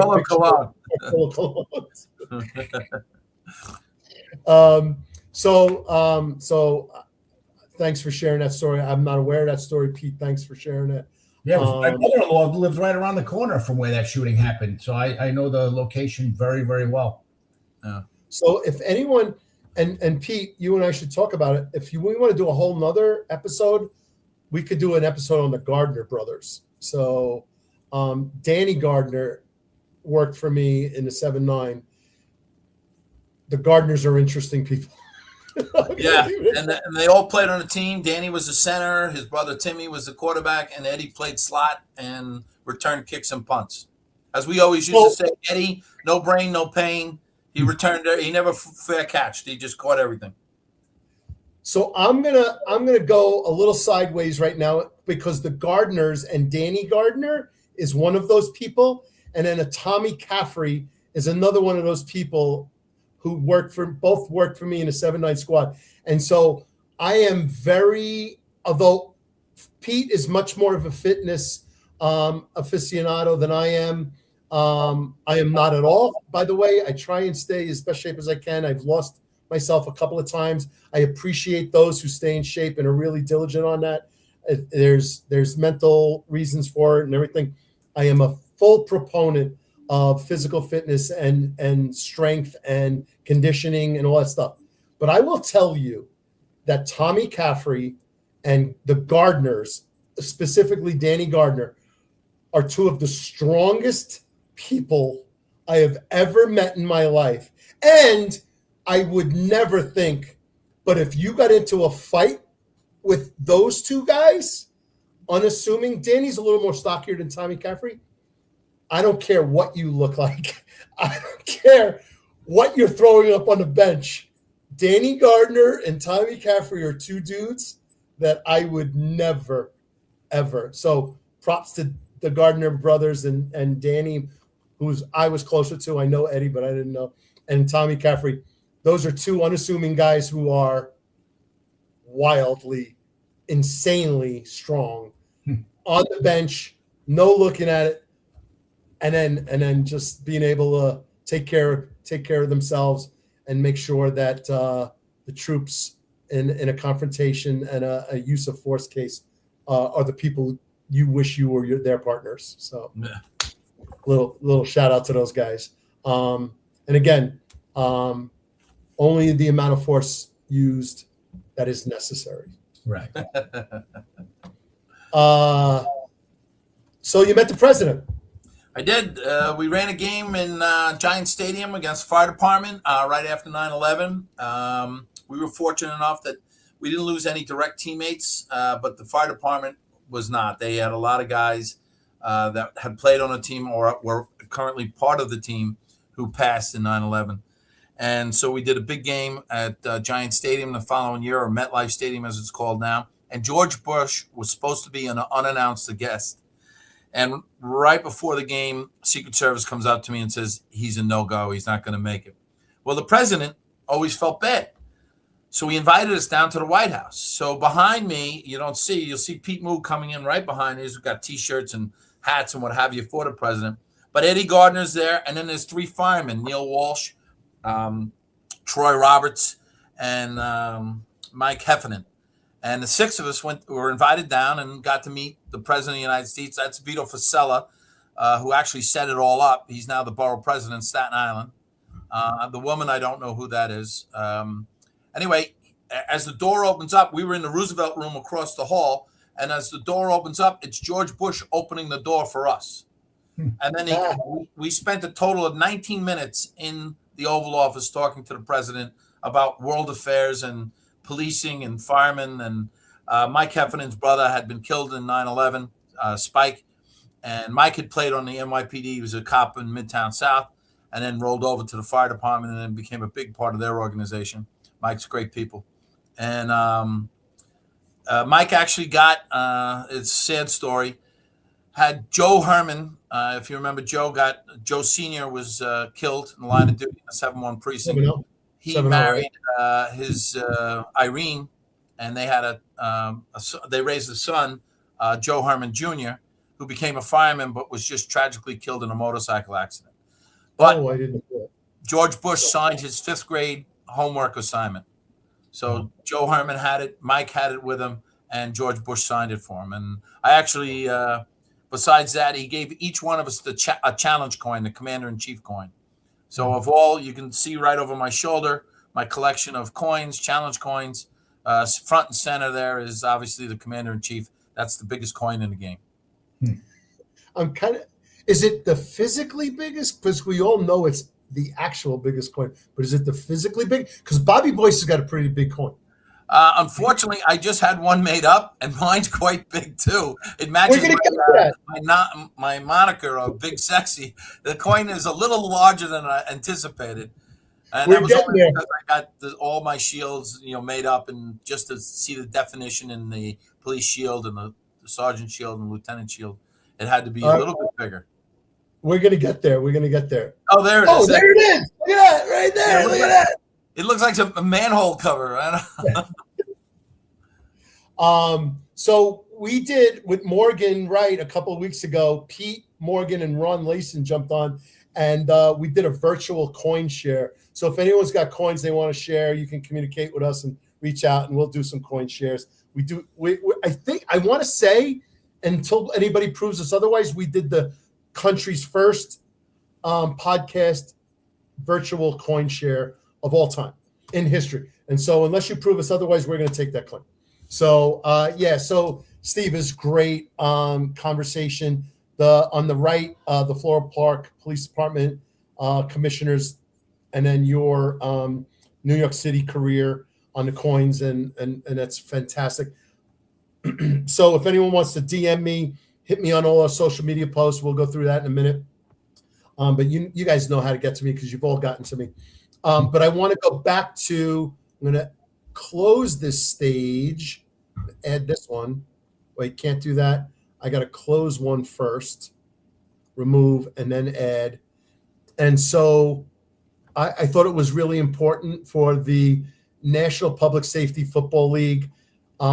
Steve, you are with Pete, and I'm sure there's a couple of other people who were the founders and the originators who formed the National Public Safety Football League.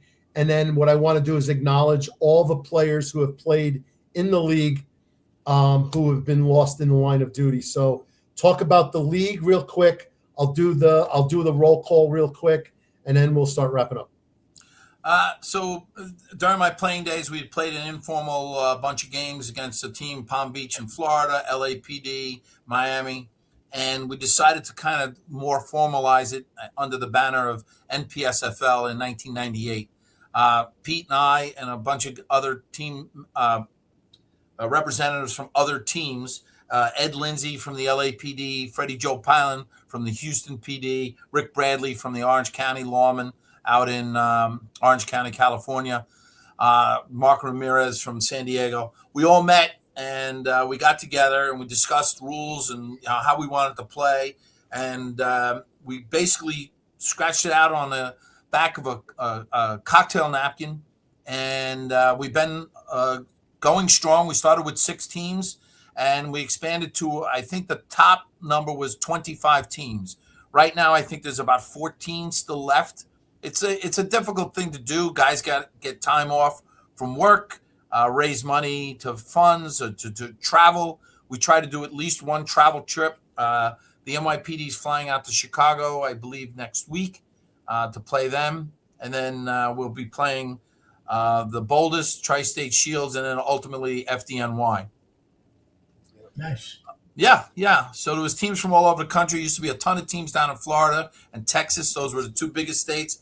A lot of the teams have folded up. It's difficult. Probably money, I would imagine, is the biggest problem. Money's probably the biggest factor, but we've outlasted a lot of these XFL and other organizations. There's a lot more money than we have. We've been around since 1998. That's not too bad. Wow. All right. I have the question that everybody in New York City wants to know. Does the NYPD practice on or off job time? And does the FDNY practice on or off job time? It's all off duty time. So So we used to work when I was playing and coaching the team and then general manager. We practiced Tuesdays and Thursdays at Erasmus High School Field on Avenue M and McDonald Avenue. They were very welcoming to us, and they were great hosts really for many, many, many years. And obviously we would give equipment to the school and support the Erasmus High School with whatever equipment we could. But No, you did a day tour. It was at 10. We used to practice 10 in the morning to 12 in the afternoon. And then you go in for your 4 to 12 or whatever it was. I was always in specialized units, so I could start my clock at 2 o'clock, 3 o'clock, whatever it may have been. Yeah, you couldn't do that. You couldn't be practicing while you're working, and what if you get hurt? There's a million reasons you just can't do that. No, I know the police department would never do that. Not so sure the fire department is on the same rules. I don't know. There was always a lot of classy guys on the fire FDNY, and I don't think that. We like to say that, Steve. Come on. No, Come on. Yeah, but I always there's a lot of haters out there. I'm never a fire hater.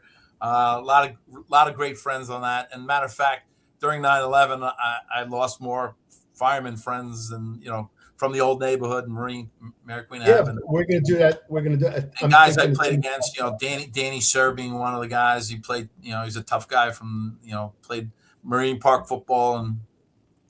Yeah, we're going to get into that in a minute. Stackpole and Sir for sure.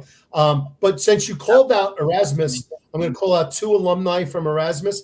Barbara Streisand and my mother were schoolmates in Erasmus High School. So that being said, all right, let's do the scratch the Barbara Streisand and Dom DeLuise. You can quote that because he's an alumnus as well.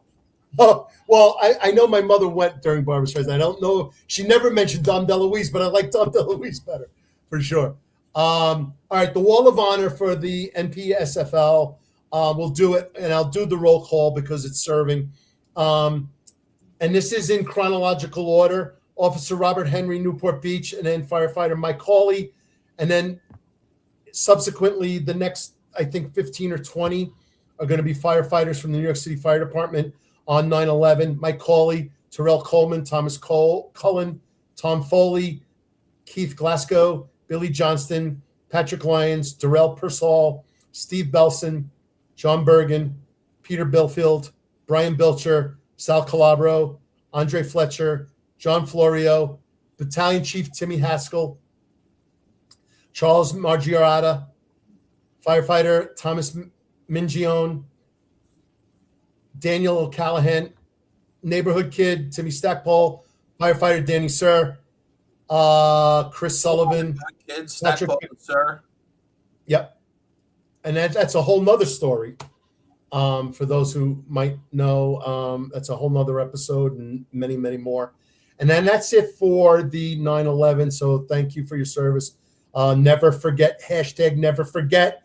Even though Pete and I both talk about this all the time, we're really worried about who's forgotten and who is not forgotten. And then in 2008, Sergeant Patrick McDonald, Philadelphia Police Department, Lauren Aarons in 2016, Dallas PD, Amir Abdul Khalik, Austin Police Department in 2016, firefighter Andrew Drew Price, Chicago Police Department in 2023, and Hector Cuevas Jr., San Bernardino County Sheriff's Department in 2025. So, Steve, man, thanks for the National Public Safety Football League. I'm sure the community has come together. It's pretty awesome. These are monumental tasks, not in the New York City Police Department, not just in Newark, not just in Floral Park, in the community, in the police department. Thanks for all you've done for law enforcement and public safety in the United States of America, the greatest country in the world. So, Pete, with that, I'll let you do some final thoughts with Steve, and then Steve will do some final thoughts, and I'll do some wrap-up housekeeping. No, hey, it was good meeting you, good chatting with you. I do appreciate everything you do, and I do like that you folks are embracing community policing, which is something I think we all started our careers with. You mentioned some friends who I remember through the years, Mike Diaz and some others. You mentioned Phil Pulaski. When I was the head of the ATF office in Miami, Phil got brought down to Miami Beach by Dan Oates, and I think he was the chief of detectives, so I got to meet him briefly. Yeah, man. So it's nice to talk to you and to, like we said before, small world, to hear some common friends and names. And again, man, you did great stuff. TARU, those guys, amazing. Always loved working with them. And yeah, man, I appreciate you getting you on the show today and learning about your past and all you've done, and continue to do, frankly. Well, thank you. And, listen, I've been blessed. I've had a wonderful 43-year career here. And, You know, I'll be turning 64 this year, so I'm starting to see the light at the end of the tunnel. You know, and that'll be the next chapter. But you know, I met my wife, raised my family. The police world has been very kind, and most of my really close friends are police officers. You know, that's just the way it is. This is who we hang out with. Right. This is who we associate with, and I owe so much to all the places I've worked, all the people I've met, and like I said, I'm not the guy. You know, I there was a time when I was the guy throwing cuffs on. I haven't done that in quite some time now. I've been mostly at the top of the, you know, making the administrative decisions and trying to provide the resources for your people so they can do their job. True leadership. Thanks for that. Well, thank you. And but you learn from the best. You know, we were blessed. Okay, guys that we mentioned already: Joe Dunn, you know, Joe Esposito, you know, Louis Anamone, Joe Fox, Bill Bratton. You know, look at the leaders we had: Bill Bratton and Ray Kelly alone. Those two guys, we come up through them and just take lessons from them. You know, Ray Kelly, you know, he was Machiavellian in the way he ran the department. I mean, he was just unbelievable. And you just, I hope that I was, you know, a tenth of the leader that those guys were. Sure. No, I hear you. Yeah, and I think that's really interesting too, because I saw the complaints with Kelly and what some people felt about him, and maybe they have an isolated incident, but I think of the monumental task it takes to run the New York City Police Department and to keep it with the highest level of integrity and the least amount of corruption and misconduct. And I can't even imagine the weight that those guys carry. So would every decision make every single person happy every single day, all the time? It's impossible. You're never going to please all the people all the time. Right. You'll please some people some of the time. But I can. And that's not my quote. I borrowed that one liberally. Yeah, of course. Well, I don't have an. I use a lot of quotes all the time, but I don't have one original thought in my mind. I've been inspired by a lot of really good people before me. So, including Pete Forselli, by the way.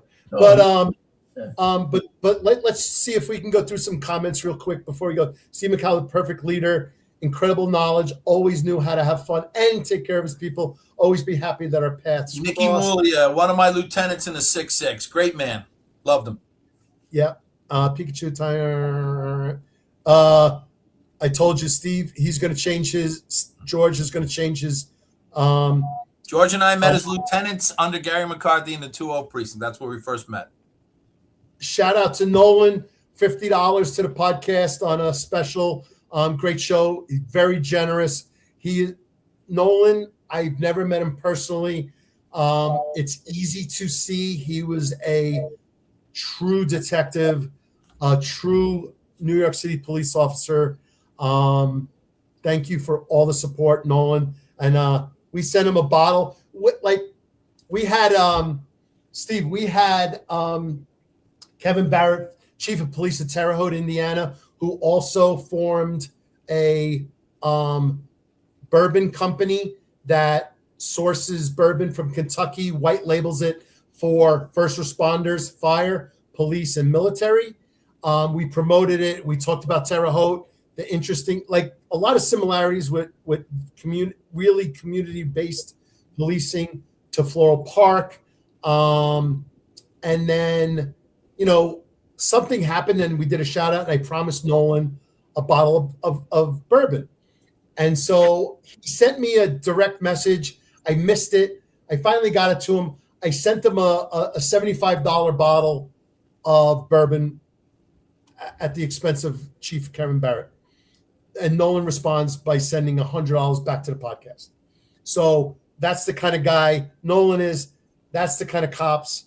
That's the kind of first responders. That's the kind of people that we associate with. So thanks, Nolan. We really appreciate you and that kind of stuff. And Lukash, the chief, thanks, Steve. Great show. Tom and Pete. Love you, Steve. George Menig again. Pete, great book from George. living in Arizona. What is this guy, George? What are you doing? New York, Wyoming, and Arizona? He's omnipresent. Remember, he's omnipresent. He's omnipresent. Thank you, George. Thank you. Yep, he's everywhere. So anyway, so we're gonna wrap up. That's it. So Tommy, I don't thank you for having me. I really appreciate it. Yeah. Let me. All right. Yeah. You know what, Steve? You say goodbye. Say goodnight. Final. Gus Rodriguez also 100% on regard to lieutenants, and Gus was served in Singapore and all over the world. Cybersecurity Command. So thanks for the shout out, Gus. Really appreciate that. If you're still listening, but you can hear it on the replay. Great lieutenant who's doing great things now and did great things all over the world for the New York City Police Department. So the texts are coming in, the direct messages are coming in. If I missed you with your message, I apologize, but I got like 10 different sources coming in of messages all over, but they all love you, Steve. You did a great job tonight. We had a lot of fun. So final message to you, and then I'll do some house cleaning. No, I just want to thank you for the opportunity to get on and answer some questions, relive some of my career, and some funny stories, good memories. I got a little choked up there when we were talking about some of the stories, but it's been a wonderful career, and I have no regrets. Just I'm a blessed man. We're blessed to have you on. God bless you, Steve. Thanks, Be Pete. bold, brother. Thanks, Be Tommy. bold. I think the three of us all agree on that. The greatest profession in the world, served by the greatest people in the world, and who are tasked with the most important job in our country with the least amount of training and support, which means to me that they do the most remarkable job with the least amount of tools. They were talking about defund the police when they were already defunded. I don't know what these people are talking about. These are the most special people in my world, in my life. It's my belief. Convince me I'm wrong. Go ahead. Give it a shot. We'll have that debate. I love cops. Monty Bynum was on a couple of months ago. He said, maybe to a fault, military and cops can't do wrong by me. And you really have to convince me that they really screwed up before I'll bury them, because I really need to hear the whole circumstance and the full investigation before I will ever condemn a military member or a first responder of any way, shape, or form. So with that, all right. So this is Tuesday night. We're wrapping up on a Ten-Four Tavern podcast. Tomorrow night, 5:05, the Executive Perspective with Chief Rob Lukash and Inspector Ron Layson. They will have the Executive Perspective. They are going to dive into the White House Correspondence incident and a bunch of other things. They worked frantically to get a bunch of experts to talk, however, including a previous Ten-Four Tavern podcast guest, Paul Eckloff, a couple of weeks ago. Unfortunately, all of these people are also in high demand for the same reason. So they're still working. So show up tomorrow. You never know what you're going to get tomorrow, and a great perspective from Ron and Rob. And then tomorrow morning, John and Eric have a interview. Let me pull it up right now. I'll tell you who it is. It is going to be NYPD retired detective Mike Mulroy at 8:05 tomorrow morning, Wednesday, April 29th. He did worked in a bunch of different places, investigations, everything from minor crimes all the way eventually to homicide work. And then he now works for Pete. You know Pat Brosnan. He works for Pat Brosnan. Yeah. And so you might have lifted a few pounds with him in the weight room as well. Yes, I did with Pat. I know Mike from the 4-7 squad, but never worked directly with him. So great episode coming up tomorrow. So tomorrow morning at 8:05, Mike Mulroy with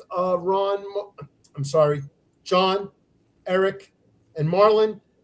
And then at 5:05, Rob and Ron for the White House Correspondence and responses to those kind of things with dignitary protection. And then always every Monday, Wednesday, Friday at 8:05 for the Finest Unfiltered. Every Wednesday for Rob and Ron at 5:05. and then Pete and I every Tuesday at 7:05 p.m. Eastern Standard Time. So with that, people, I'm going to wrap up, and we're out of here. Steve, if you want to stay in the green room, and we'll wrap up afterwards. If you got to go, you got to go. No. It's okay, but we're good. All right, everybody, please be safe. God bless, and see you next time.